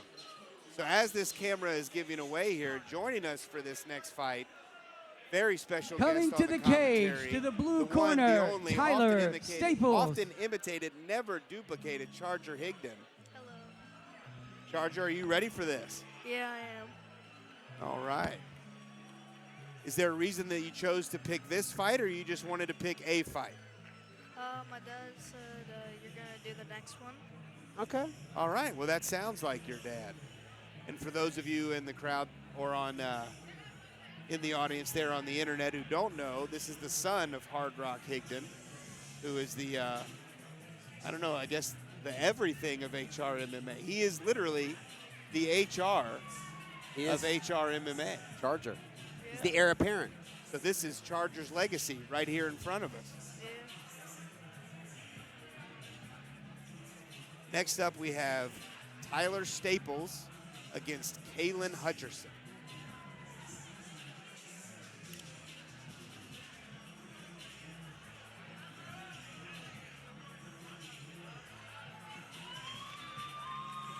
Staples making his way to the cage first. What do we know about Tyler Staples? He said he grew up playing football. He does not have a lot of background in combative sports. No coaches right now, just kind of self-made, you know. He said, I've And been training his at opponent King's coming Academy. out to the red corner, King's Academy, if Kalen I'm not mistaken, Hutcherson. is in either Grayson County or Breckenridge County, Kentucky. Okay. I'm not overly familiar with them. But I noticed that he's being cornered by Joey Henderson, who we saw fight earlier tonight as an independent fighter. So he may have just asked him to corner him in the back. On the contrary, his opponent, Kalen Hutcherson, is being cornered by a couple of familiar faces, Kelly. We have Coach Cliff Yep. and, of course, Josh Johnson. Yep. Coach Cliff Levan and Coach Josh Johnson from E-Town Beatdown. They have been in the game for a long time, and I think Josh is probably if I've reffed Okay. more fights in Kentucky, I'd say Josh is up there for cornering most fights in Kentucky. Sure. What do we know about Kalen Hutcherson? His nickname is Special K. MMA record is 1-0. Kickboxing record 1-0. Projected MMA record after this fight, he says, is 2-0. Gold medalist at Midwest Regionals. Multiple knockdown tournament wins. Introducing first the fighter to my left, fighting out of the blue corner. He weighed in at 156 pounds, making his MMA debut. Representing Hodgenville, Kentucky, Tyler Staple. And his opponent to my right, fighting out of the red corner. Weighed in at 151 pounds with an MMA record Pretty of 1 intense stare win down from and the no side of losses. Hutcherson. Representing E-Town Beatdown, Kalen Hutcherson. These two had a little bit of an exchange on the internet in the lead up. Not a lot of distance between Hodgenville and Elizabethtown. All right, let's go, Tyler. Staples required a little extra time to make weight and was unable to do the weigh-in photo. So Kalen superimposed his mugshot and then put it on his Instagram. That's So, exciting. yeah, a little bit of heat before the bell rings. I wish someone would have tagged me in that. I was not involved in that at all. Special K here with the underhook, keeping him against the fence, getting a little grab in before the ref can see. Interesting in the Staples with an interesting approach, going to both knees on the underhook, but they're about 50-50. No one with a real commitment to take it to the ground. Big head kick there from Hutcherson. Knee, and that fight is over, ladies and gentlemen. Oh my God, Charger, what do you think about that knockout? That was a great knockout. That was a big knockout. Hutcherson says, I'm going to fight across the world so I can bring pieces of the world back to everybody close to me. I want to be able to give them the way I always envisioned and to give to anybody in need of help. I just want to give and show love, bro. That's what he says. Shout out to Mr. Hard Rock. I don't even drink, but drinks are on him. And to Mr. White, he says, I assume that's Dana White. He says, do not blink. Well, it's good. He definitely came out there and made this ring his own. Super confident, great delivery, kick and a knee to put him away. I also got a couple of notes that he told me that if he wins, he wanted to shout out his dad, Josh Johnson, in his words. And he also told me that he wanted to recognize our DJ Eric, because this is Eric's 21st year in the game, DJing MMA shows. And he said, Kalen, if you win, will you shout me out? And Special K said, I wanted to deliver on that. Special K also said, besides my fighting career, I am a beatboxer and music producer, creating beats in my free time. He said, I got some MF heat, dude. Well, if he can beatbox as well as he can fight, he probably has a bright future. That was a great match. Yeah, what did you think of that, Charger? I think that was one of the greatest I've ever seen because You picked a good one to be cage side for with the spectacular knockout. Ladies and gentlemen, the referee has called a stop to I'm this glad fight that at Staples is back 39 on seconds both of feet. round one, declaring Looks the like he's winner okay. by knockout, Kalen Big head kick followed by the Hutcherson. knee. Knockout win for Kalen Special K Hutcherson. show of respect, good sportsmanship. I don't think there was anything more than just a little. All right, I'm trash, here I with believe. Kaylin. Kaylin, Oh. you represent one of the most OG schools in the history of Kentucky. E-Town beatdown, 39 seconds. Tell me how you're feeling. E-Town beatdown, baby, let's go! Let's go! Man, I just want to thank everybody for coming out here and supporting. It means a lot. Big shout out to my dad, Josh Johnson. I love you. You know, I'm not satisfied until that belt is strapped around my waist. Oh. So I'm coming for the top. Ladies and gentlemen, enough said. Kaylin Hutcherson. Looks like Kalen has every intention of staying active. He said he wants to fight for the belt for HRMMA. Charger, you think he did enough there to earn a shot? He's now 2-0. I think it will happen. Oh, yeah? All right, well, you heard it here first, folks. If Charger has anything to say about it, the next challenger for the 155-pound title very well may be Kalen Special K Hutcherson. Man, what a devastating combination in that fight.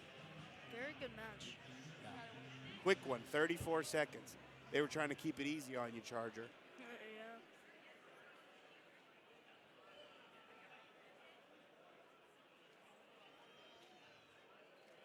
I know this. I'm going to follow Kaylin on social media after hearing about the pre-fight trash talk, the spectacular knockout. What have I been missing out Coming on? to the cage, to the blue corner, Gabriel Alfaro. Thank you very much. Run. All right, Charger, thanks for joining us, buddy. That was Charger Higdon, ladies and gentlemen.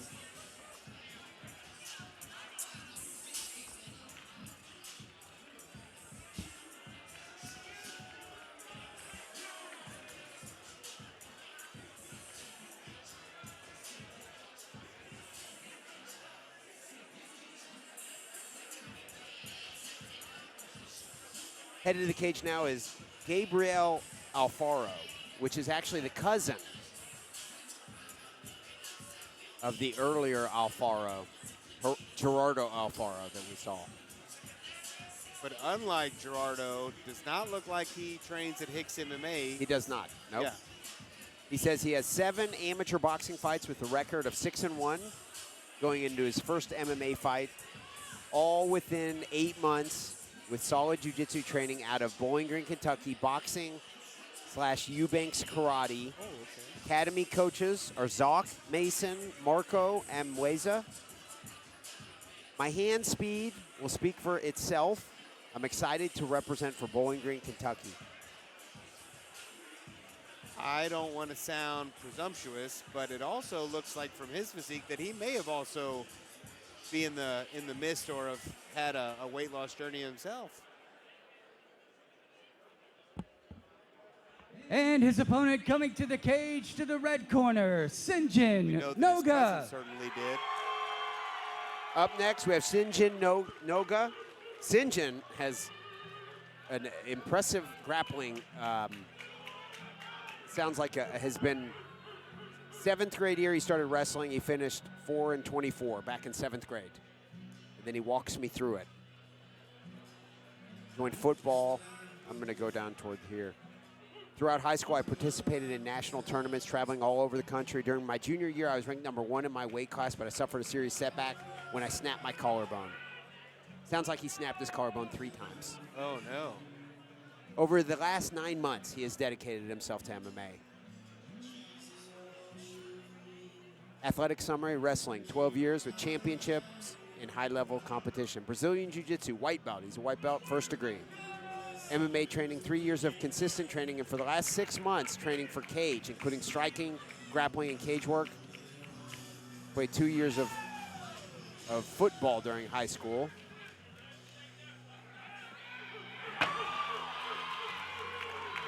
Alfaro said his hand speed will speak for itself. That can come to fruition against a wrestler.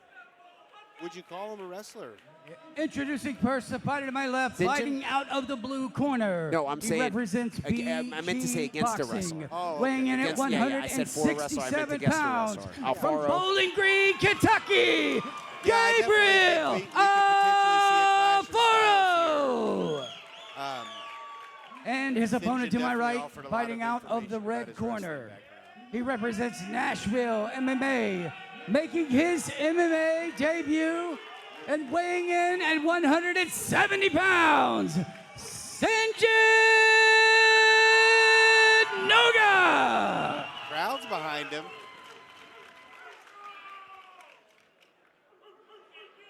Alfaro referred to his hand speed, so that's what I'll be watching for the blue corner.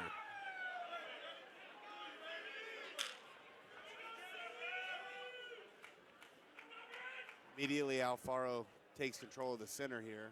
They both start throwing kicks Whoa. from space. Big overhand right attempt from Sinjin. Haven't seen the hands yet. Seen a couple kick it. Ooh, there's a quick jab.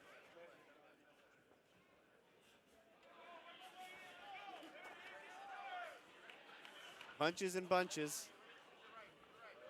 Oh. Sinjin moving a little too fast for the referee there. Kinman had to hot step it. Good leg kick there from Sinjin. Alfaro answers right back with a jab. Oh, single leg attempt. There you go, Kelly. There's the wrestling to which you were referring. Immediately to the hooks. Alfaro trying to keep a headlock. He definitely not showing as much experience on the ground here. Doesn't look like Sinjin was fibbing about the wrestling. Yeah. Sinjin breaks those hands. He's going to find himself in a very dominant position. Even one more than he is now. But it looks like Alfaro may be able to turn and face heavy shots here. Like to see Sinjin make a bigger attempt to get his head free. Easier said than done, but Alfaro needs to try to bring his knees in. Yeah. Alfaro's got to make some kind of attempt to change this position rather than trying to keep him close to him. He's got to pop the hips up in the air. I like that his feet are in there close to his butt. He needs to pop up. Easier said than done once again. He needs to try to pop up in the air. Sinjin's got a lot of downward pressure looking for an arm Head and triangle arm and gets the choke. finish. And that's just where he wanted the fight to be. He wanted to take the fight to the ground and end it there. A lot of frustration from Alfaro. But, you know, wearing a lot of spit, didn't hear any of those words. Alfaro's frustrated. You don't train to win a fight on the ground, you will often find yourself losing them there.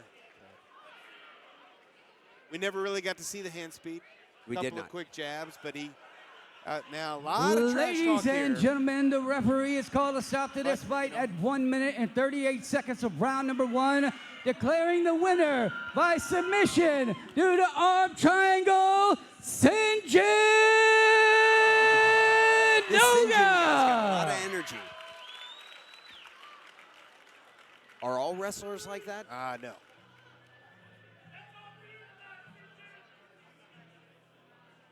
All right, ladies and Curious gentlemen, to I'm see if he here gets one with of the random Sinjin drug Noga. tests. You have a lot of energy, sir.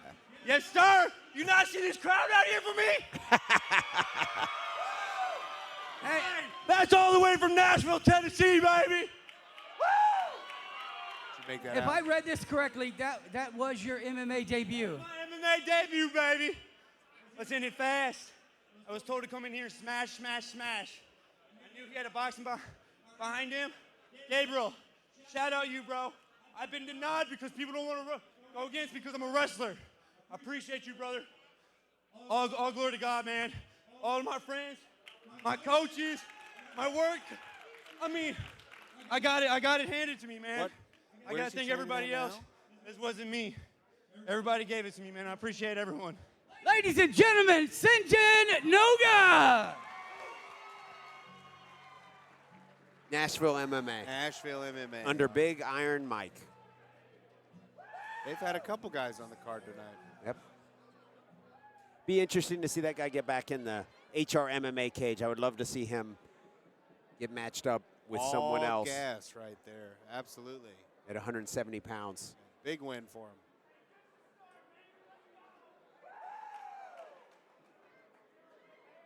He's got energy for the whole room. He's fired up. So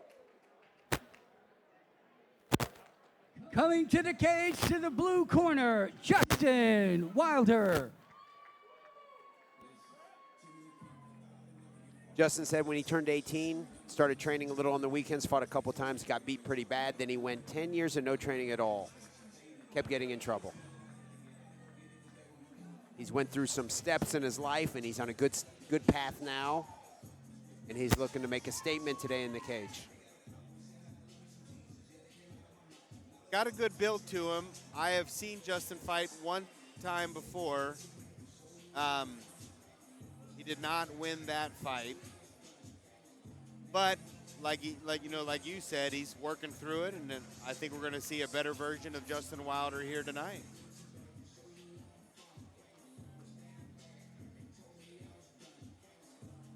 I think you're also going to get a little bit of a crowd reaction for this next fighter. Could be wrong. Your gut says that you will. We will. Justin Wilder is he's getting ready to fight a hometown guy in Cam Ashby, so sometimes some guys can feed into that energy. And some his guys it can get the opponent best coming of. to the red corner, Cameron Ashby.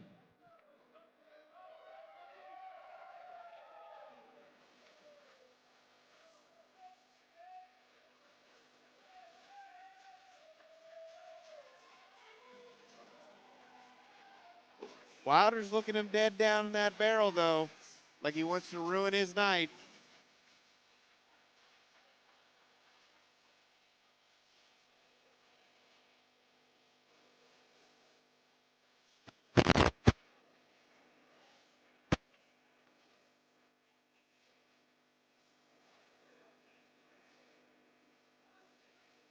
Both these guys built like $1 million. Gonna be a lot of muscle rolling around this cage.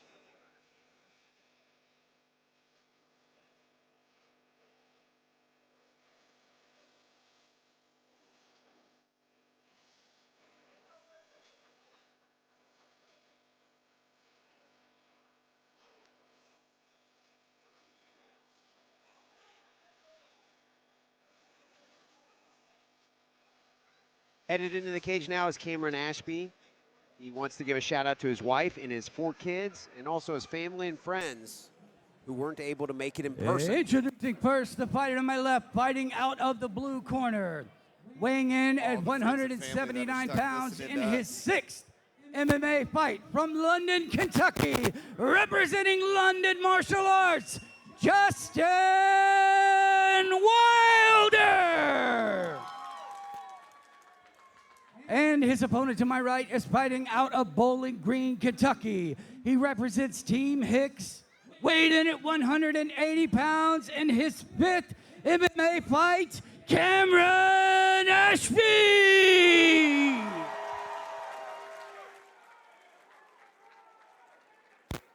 5th MMA contest in his hometown. A lot of pressure on Cam Ashby. Sure. It's not easy to deal with. They do touch the gloves. They do, and then they make space here. Ashby standing southpaw. Oh, Justin Wilder with a wild right hand to start us off. Cam looks like he's okay to let him come to him despite the length. There we go, getting behind his jab there. This is a quick pace for a couple of guys with this much muscle on them. Definitely see that wear on them.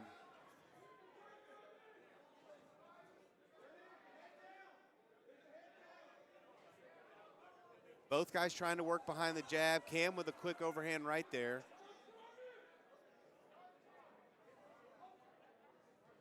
Oh, there's a good clash there. Both guys throwing with some heat, Kelly.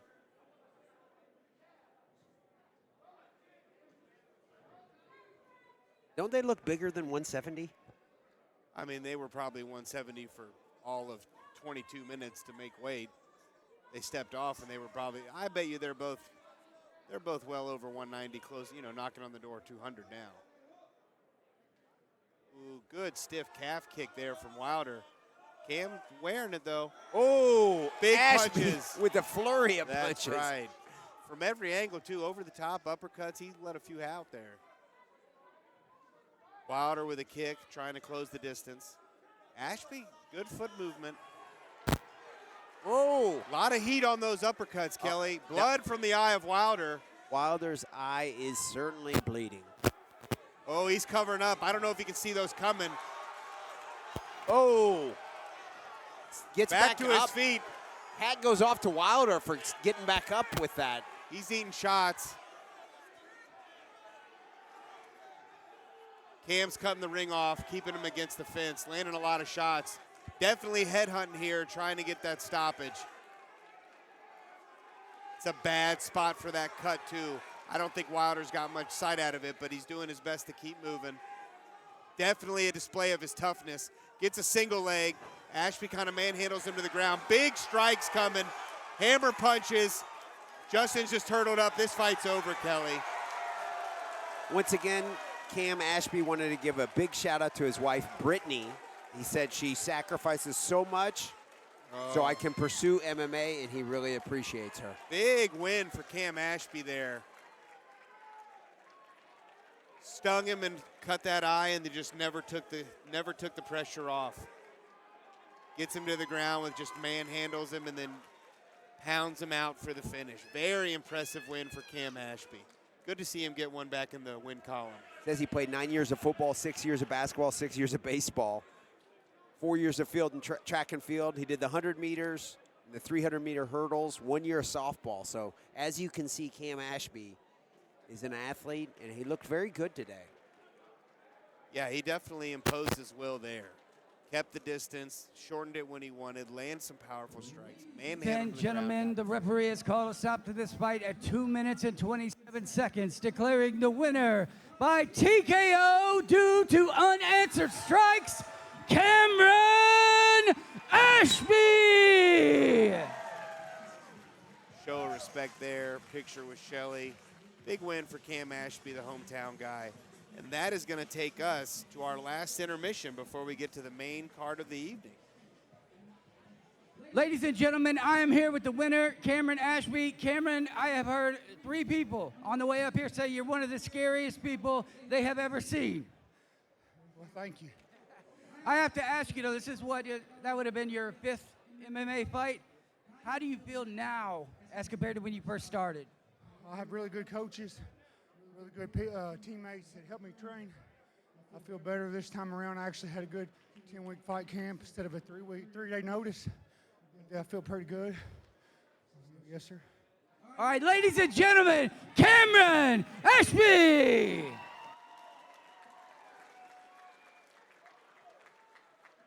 Ladies and gentlemen, I just want to remind everybody on February 1st, we will be in Shepherdsville. February 1st, we'll be in Shepherdsville. We've got merchandise in the back. There's a gentleman standing on the table with a hat and a gray hoodie, HRMMA. We're going to take a 5-minute intermission, strict 5-minute intermission, and the action will continue.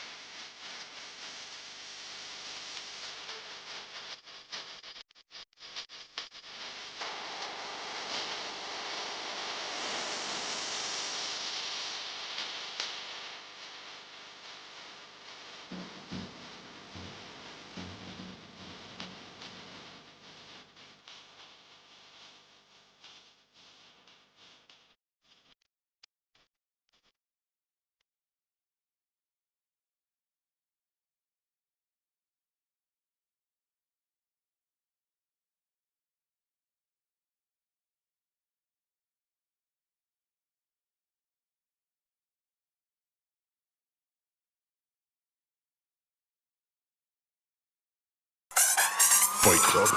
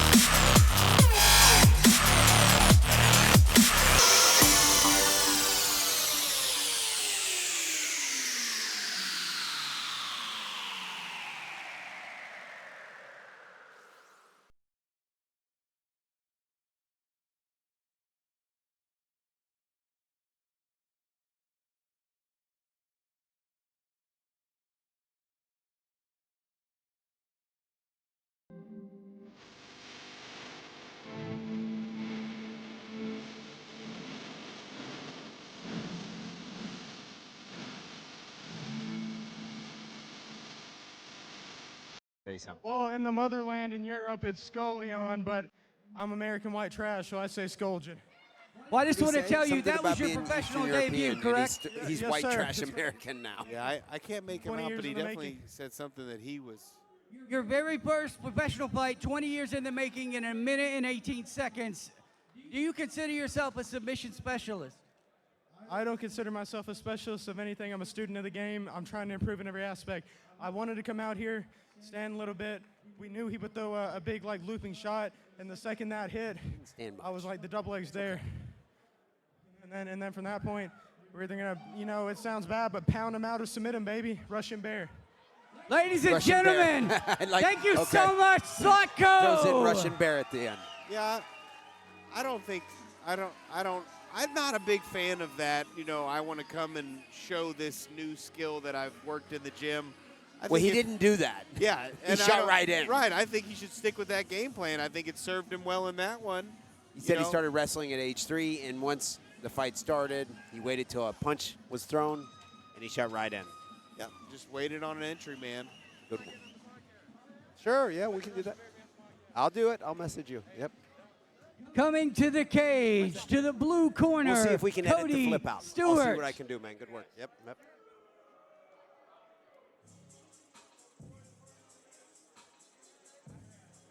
Oh, yeah, Gerardo. Yeah, good work, man. Very nice win. Yeah, good work. Very nice. Here we go. Cody Stewart on his way to the cage. A couple of local guys excited about Kelly Patrick, and also clearly unfamiliar with hot mics.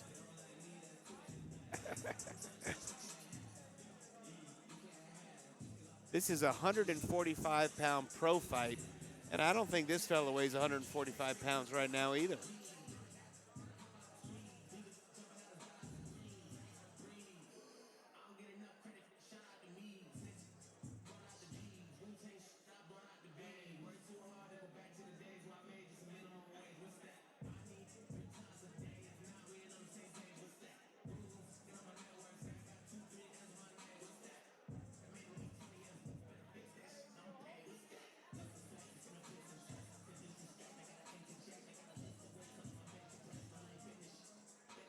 All right. Our first combatant has made his way into the cage. Not getting a lot of love from the crowd. Soft boos. Have you ever been booed while you're walking into the cage? Yeah. You like it? And his opponent coming to the Never red really let it- I corner, don't think it really swayed Alex me one way or another. Ogaz. What do we know about Alex Ogaz? He's an MMA fighter making his pro debut. Amateur record is 4-2. He's fought pro Muay Thai in Thailand with a record of 0-2. In Thailand, I trained on the island of Khoi Samu at Punchit Muay Thai and Royal Fight Club. Main martial art is wrestling. He's a blue belt in jiu-jitsu. He's wrestled since the age of 10. Started training MMA at the age of 12. That's the second time I've heard that today. Isn't that wild? Currently trained out of Huntington Beach, California, at a gym called Orange County Regional Training Center. Head coaches are Jesse Doyle and Duran Wynn. Unfortunately, my coaches won't be here for this fight, but I will be cornered by Donnie Wallace of Hicks MMA, who was actually my first MMA coach when I started training again at age 20. Grew up originally Southern California, moved to Bowling Green. Currently works as a Los Angeles County paramedic on night shifts to help support my dreams of being in a big-time promotion. Well, he has traveled a long way where he apparently had some roots at one time, but looking to make a statement tonight.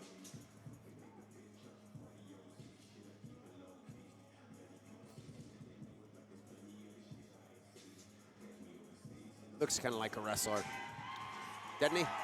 I mean, he named some pretty serious wrestlers as his coaches, and he walked out with a regional training center shirt, which is for those of you that have wrestled in the past. Ladies and gentlemen, this is the co-main event of the evening. Kind of a clear indicator.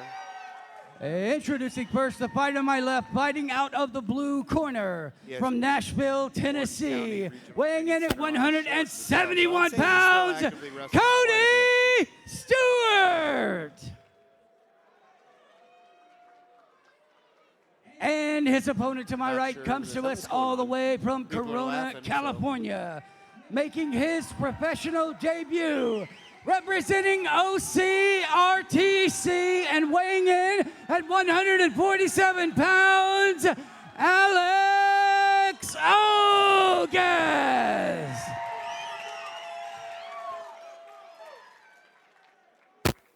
Are we going to see the quick takedown in this matchup, or are we going to see some striking? Alex with a little bit more confident body language. But there we go with a touch of hands right in the center. Ooh, stiff jab from Ogas to start out.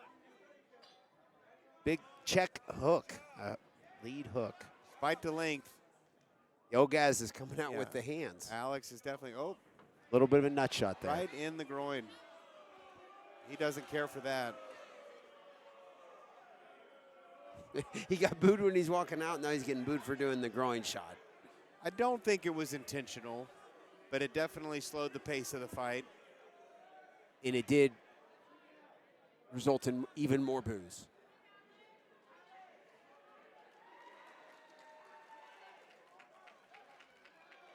We're all good, back on our feet.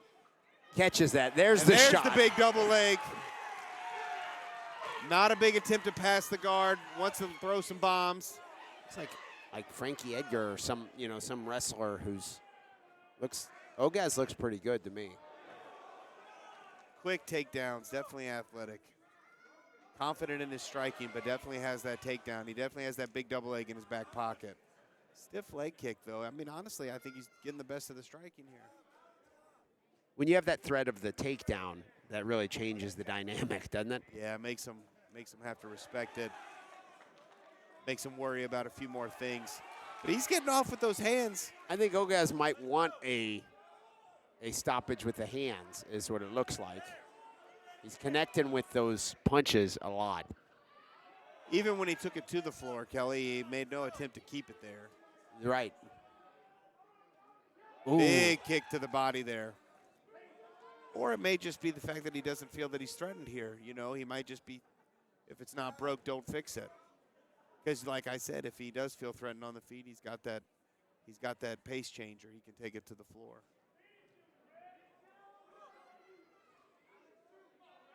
As of yet, the only big pace changer we've seen from Stewart was the illegal blow. But I mean, he's letting Alex in and out with kind of throwing whatever he wants. He's trying to walk him down and cut the ring off. Ogas was 4-2 as an amateur. Cody Stewart was 3-2 as an amateur. So on paper, a pretty evenly matched fight. Absolutely. But oddly enough, I mean, when you know, despite physical appearance, at least from my vantage point, Cody's trying to have to cut the ring off, even though he's the longer fighter. Interesting. Okay. He's allowing Alex a lot of space to move around there. And Alex is doing a great job of, going right and left. To me, it looks like Stewart's hurt. Oh, I mean, a lot of these shots, they're adding up for sure. Yeah, he's not feeling good. Oh. Big shots here. Stewart's definitely hurt. Rapid fire to the ear. Bad angle for Stewart here. Now he's going to jump hooks. Not sure where we're at on time. Does he want a rear naked choke? I think he wants a first-round finish, and I think this is the most logical path to it. Okay. Now the punches come. And the elbows. You Big said it. Punches. Debut pro fighter, you get the elbows. Yeah, they want to throw that elbow right to somebody's noggin. Position here. If he boards him out, he's going to be even be in worse trouble, but he's got a bite on the neck. Looks like Cody's doing just enough to defend. Bad spot here. Not sure how much time he's got left, but he's going to spend every ounce of it trying to finish this choke. Boom, transitions. He must have lost the hands. I'd like to see him board out those hooks again.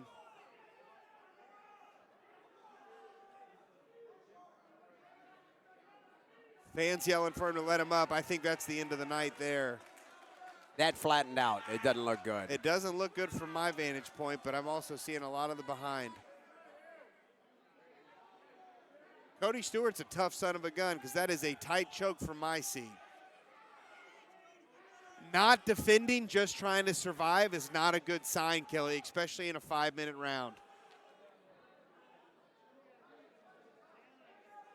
Alex seems committed to this choke, though. Now he looks like he's just trying to board him out. He's got an underhook in that position.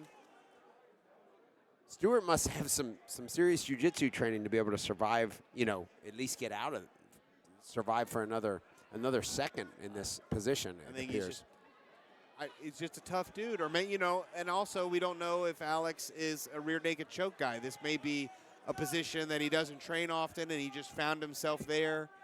You know what I mean? He might not have a good grip on the finishing mechanics of a rear naked choke. Maybe it's the gloves. He's making his pro debut. It's not like he's a seasoned vet in there.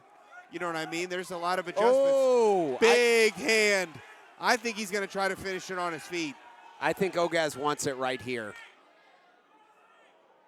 Cody Stewart is wearing that first round all over his face. A lot of damage here.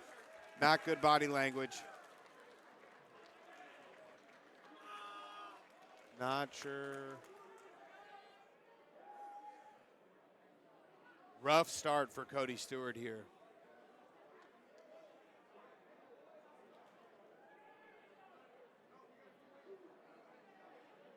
The beautiful Shelly doing another lap, earning her pay.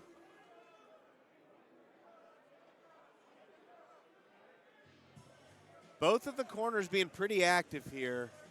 The doctor came in to check out Cody Stewart. He's heading over to our referee. Looks like this fight's going to continue, which is a good sign. No one wants to see it in that way. But, man, in the pros, when those elbows are legal, cuts are a difference maker. Looks like Nate got the blood cleaned up. People are getting their gear put back on. All right, doors locked. And away we go. Round 2, 5 minutes.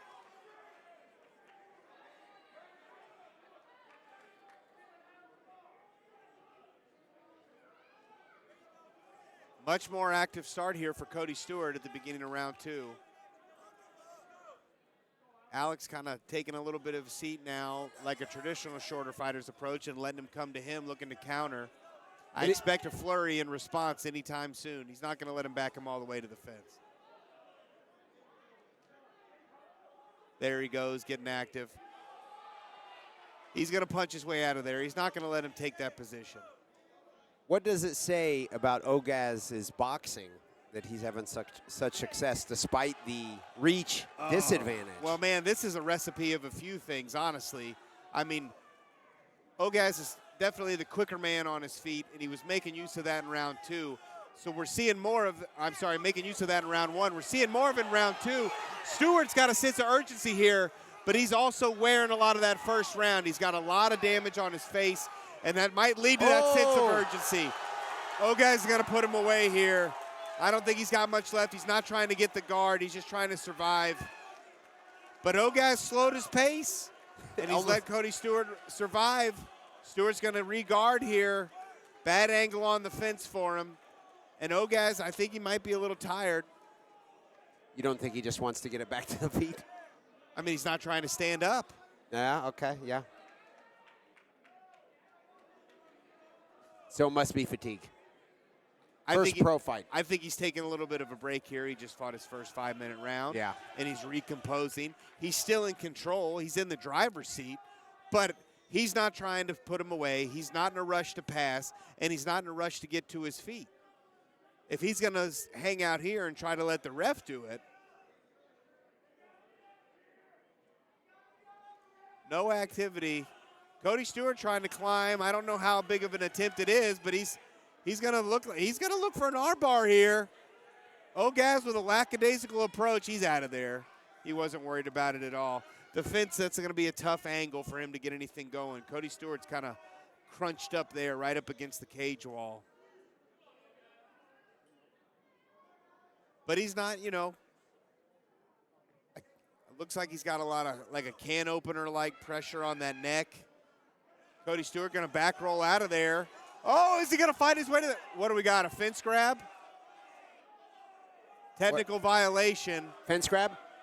I don't know any other reason we'd stop it yet. Okay. It looks like that he grabbed the fence during the sweep and that the referee thought that it was the fence grab that allowed that leverage, so he's not going to allow him that top position.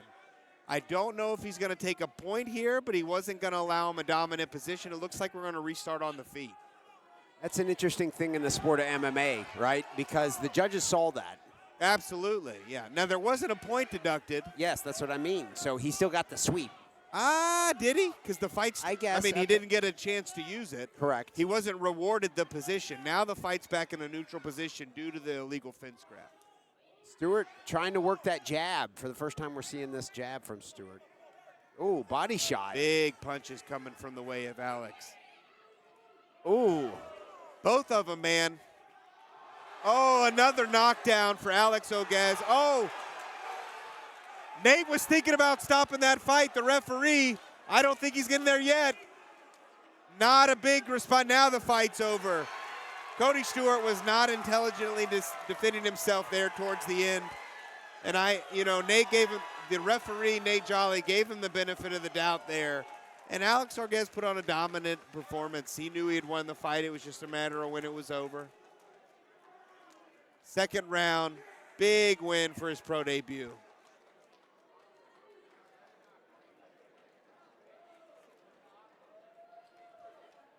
Big one. Yeah, just imposing his will there at the end. Cody Stewart didn't have anything to offer and forced the referee to step in and make the stop.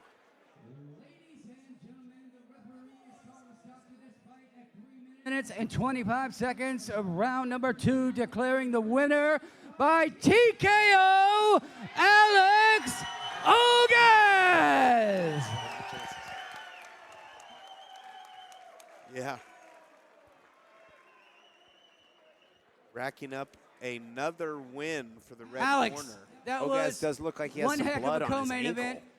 We watched you. I heard everybody his? talking about you have a cannon maybe or a not. left hook. Is that something you Probably train on not. usually? I'd say I don't know. It's just my left hook. He's just one of the best punches ever. So I'm just throwing it every time.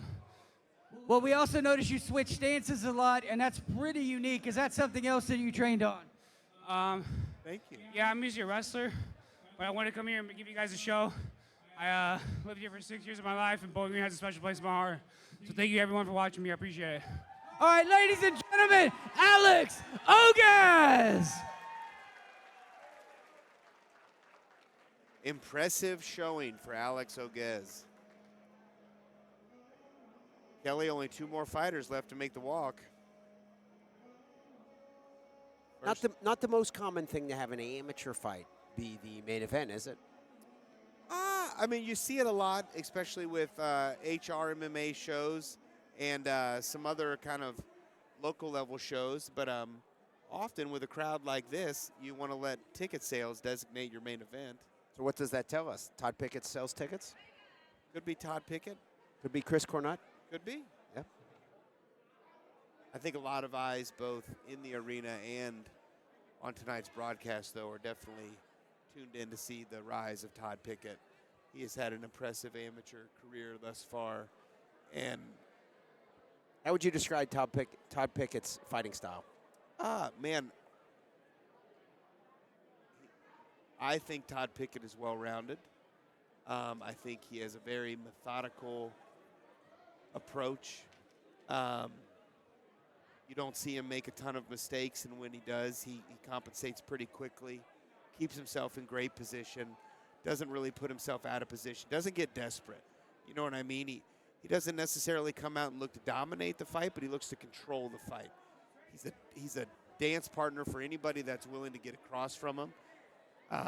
Yeah, and I hope that Chris Cornett. Ladies and gentlemen, we are getting ready to prepared, because I start know the Todd main Pickett always event does. of the evening. Do not forget, February 1st in Shepherdsville, HRMMA. Merchandise booth in the back.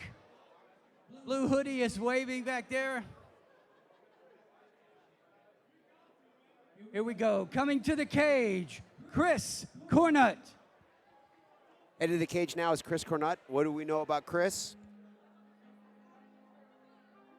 His coaches are and training partners Chris Mize, Chris Bowen, and Robert Eaton. He's been training in jiu-jitsu since he was age 13, and he wrestled a few years in high school. And he's been training boxing. That being said, I'm a training partner of Todd Pickett's. How much info would he give me? Probably none. I've been a fan of Todd Pickett since he was, 14, 15 years old. I think we've traded 6 words. Yeah, he's not the most talkative of guys. Not at all. But he definitely lets, I don't want to do any disservice to the fighter walking to the cage, but Todd Pickett has got a big local following. Chris Cornett's got a good build. Look like he's going to come to fight. Certainly didn't come all this way to lose a fight.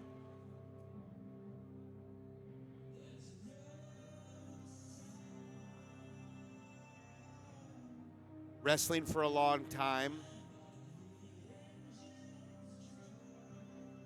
A few years in high school is what he said. That could mean a lot of different things. Jiu-jitsu since age 13. Jiu-jitsu since 13. You often see it the other way around. Yeah, that's the interesting thing about tonight. We've heard a couple fighters who said they've been training MMA since they were age 12. Yeah, this younger generation, man. Todd's a good example of it. We'll see it here in just a minute. Well, when we were getting started, it wasn't on ESPN, It was a little harder to seek out. It's fun to see this next crop, this next evolution of the sport. And I think the sport continues to grow, even at the highest of levels, as evidenced by what the soon-to-be president-elect, love him or hate him, Donald Trump being involved with the UFC at the very highest of levels. They're getting a lot of eyeballs his on the opponent sport across is the the board. HRMMA amateur welterweight champion, Todd Pickett. Todd Pickett coming to the cage. Look, we see there the Tornado, Lance Lawrence, who of Gracie Jiu-Jitsu of Kentucky in J-Town, 40299 zip code in Louisville, Kentucky. Looks like Todd might be waiting for the song to come. There we go. There's Todd Pickett. Junie Millar, Professor Scott Smith. Todd is the 170-pound champion for HRMMA. His father back there, Steve, in the green sweatshirt. Very proud father, as you can imagine. Yeah, you hear him at all at Todd's fights. As you can imagine. Yeah. Todd's looking good. He looks lean. I've always wondered what weight class he would wind up at.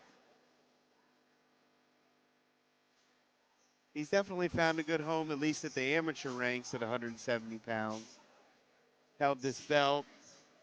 There's a guy, Junie, who's getting him ready, who knows how to work a boxing corner and knows how to do all the stuff that's, well, I guess Kinman's doing some of it, but Junie grew up in the Philippines with Manny Pacquiao, a childhood friend of Manny, so very experienced boxing coach in Junie Millar, based out of Louisville, Kentucky. Great reputation across the MMA and boxing world. Professor Scott Smith, Gracie Jiu-Jitsu of Kentucky. Ladies and gentlemen, this is the main event of the evening. Make some noise! Both It fighters is for the not willing to give HRMMA an welterweight inch, championship, bouncing on and it their is feet, scheduled staring for each other down, 5 ready to go. 3-minute rounds. We'll see out of- Introducing first to my left, the challenger, weighing in at 171 pounds, representing Heroes MMA from Pittston, Alabama, Chris Cornett. Eric And his opponent to my affiliate all right, the way fighting from out of the red corner, represents Gracie Jiu-Jitsu of Kentucky. From Louisville, Kentucky, with an MMA record of 5 wins and no losses.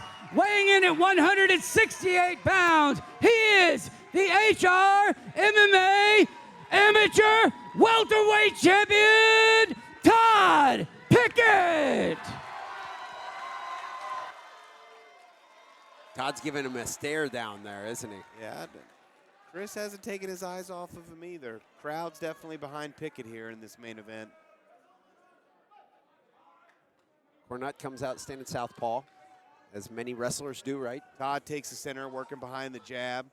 Already has Chris against the fence, lands a kick to the body. Oh! To the big head kick, loud, then embraces the clinch. Little moment. Chris is in some trouble here. Todd's already found his way to the half guard. Heavy top presence, striking his way. Could probably go to mount anytime he wants, but he's in no hurry. There's the mount. The pressure's on here. One place that Chris did not want to find himself in this fight was in the mount of Todd Pickett, especially in the opening minute. It's not fun. Loud, heavy shots to the body, to the rib cage there. Pickett looking to break that frame, trying to create some space, using his knee and some short shots, just trying to get a little separation so he can posture up. Chris trying to wall walk here, big turn. Keeps a hillbilly headlock. Pickett finds his way to the feet, back to the over-under clinch. Wow, Todd with 2 takedowns. Big momentum takedown there on the outside trip, and now Chris is in a very bad spot. Todd's got a lot of pressure. He's got dominant head position, and he's got that posture up against the fence. Chris is going to have to really get those legs moving and get away out of that. He's doing his best to make some space, but Todd's doing a good job keeping him pinned in that corner, keeping just his head on there. Those strikes hurt there. This is close to being stopped for an amateur. It's a title fight. It's a title fight. Chris concedes the back here. Todd's going to stretch him out. That looks like I've that's seen Todd, probably yeah. about it. Yeah. This is probably the end of the night. And he might go out. There It's we go. over with. Rear naked choke. He tapped. That's what due to I said. He reflex. might go out. Yeah. Yeah, that's what I said. He's all right. Yeah. There he is. He's back to it. Todd Pickett, show of respect. Great fight. Dominant performance. Another first-round finish for Todd Pickett. Yeah, man, like I said, just a methodical approach. Stays behind the jab, waits for an opportunity to present itself, and then just puts him away. I mean, he's a killer. Very well may be a killer. We're not going to talk about that on the broadcast, but I mean. There are rumors. Yeah, Todd Pickett, man. Just another dominant performance. Great champion for HRMMA. Ladies and gentlemen, the referee has called a stop to this fight at 1 minute and 46 seconds of round number 1, declaring the winner by tap out due to rear naked choke and still the HRMMA Amateur Welterweight Champion, Todd Pickett. For anybody that knows or anybody that cares, and I'd like to All think right, a few ladies of and the people gentlemen, I'm listening here to with this Todd. broadcast fit that. Todd, It's probably Kentucky's heck of a fight. You have been called the up-and-comers. nicest guy in I'd say Kentucky that's a MMA. safe How do you feel about that? It feels good, you know. I want to tell you, we watched you from when you Tell started him until at the now, gym and when you he's are a doing very interviews. Take him mature out. fighter. Do you Yeah, feel yeah. that way? Yeah, I do. I put a lot of time into this. This is my passion. I love this. So, yeah. All right, and when can we next expect to see you fight? I would love to get on the February 1st card in Shepherdsville. I would love to get on that card. All right, where's Hard Rock right now? If you want to see Todd February 1st in Shepherdsville, make some noise. I just want to say thank you to my coaches, Scott Smith, Junie Millar, and Lance Lawrence. Without these guys, I wouldn't be where I am today. Also, thank God. God's given me everything I have in my life. Without him, I would not be in this position. I have an amazing support system behind me. It's unreal to me. All right, ladies and gentlemen, the HRMMA Amateur Welterweight Champion, Todd Everybody in the Pickett. house and everybody at home, that's a rare treat to get that many words from Todd John Pickett. McClure earned his paycheck tonight. Yes, he did. February 1st in Shepherdsville, ladies and gentlemen. If you can't make it there, you'll be forced to listen to Kelly and I again, more than likely.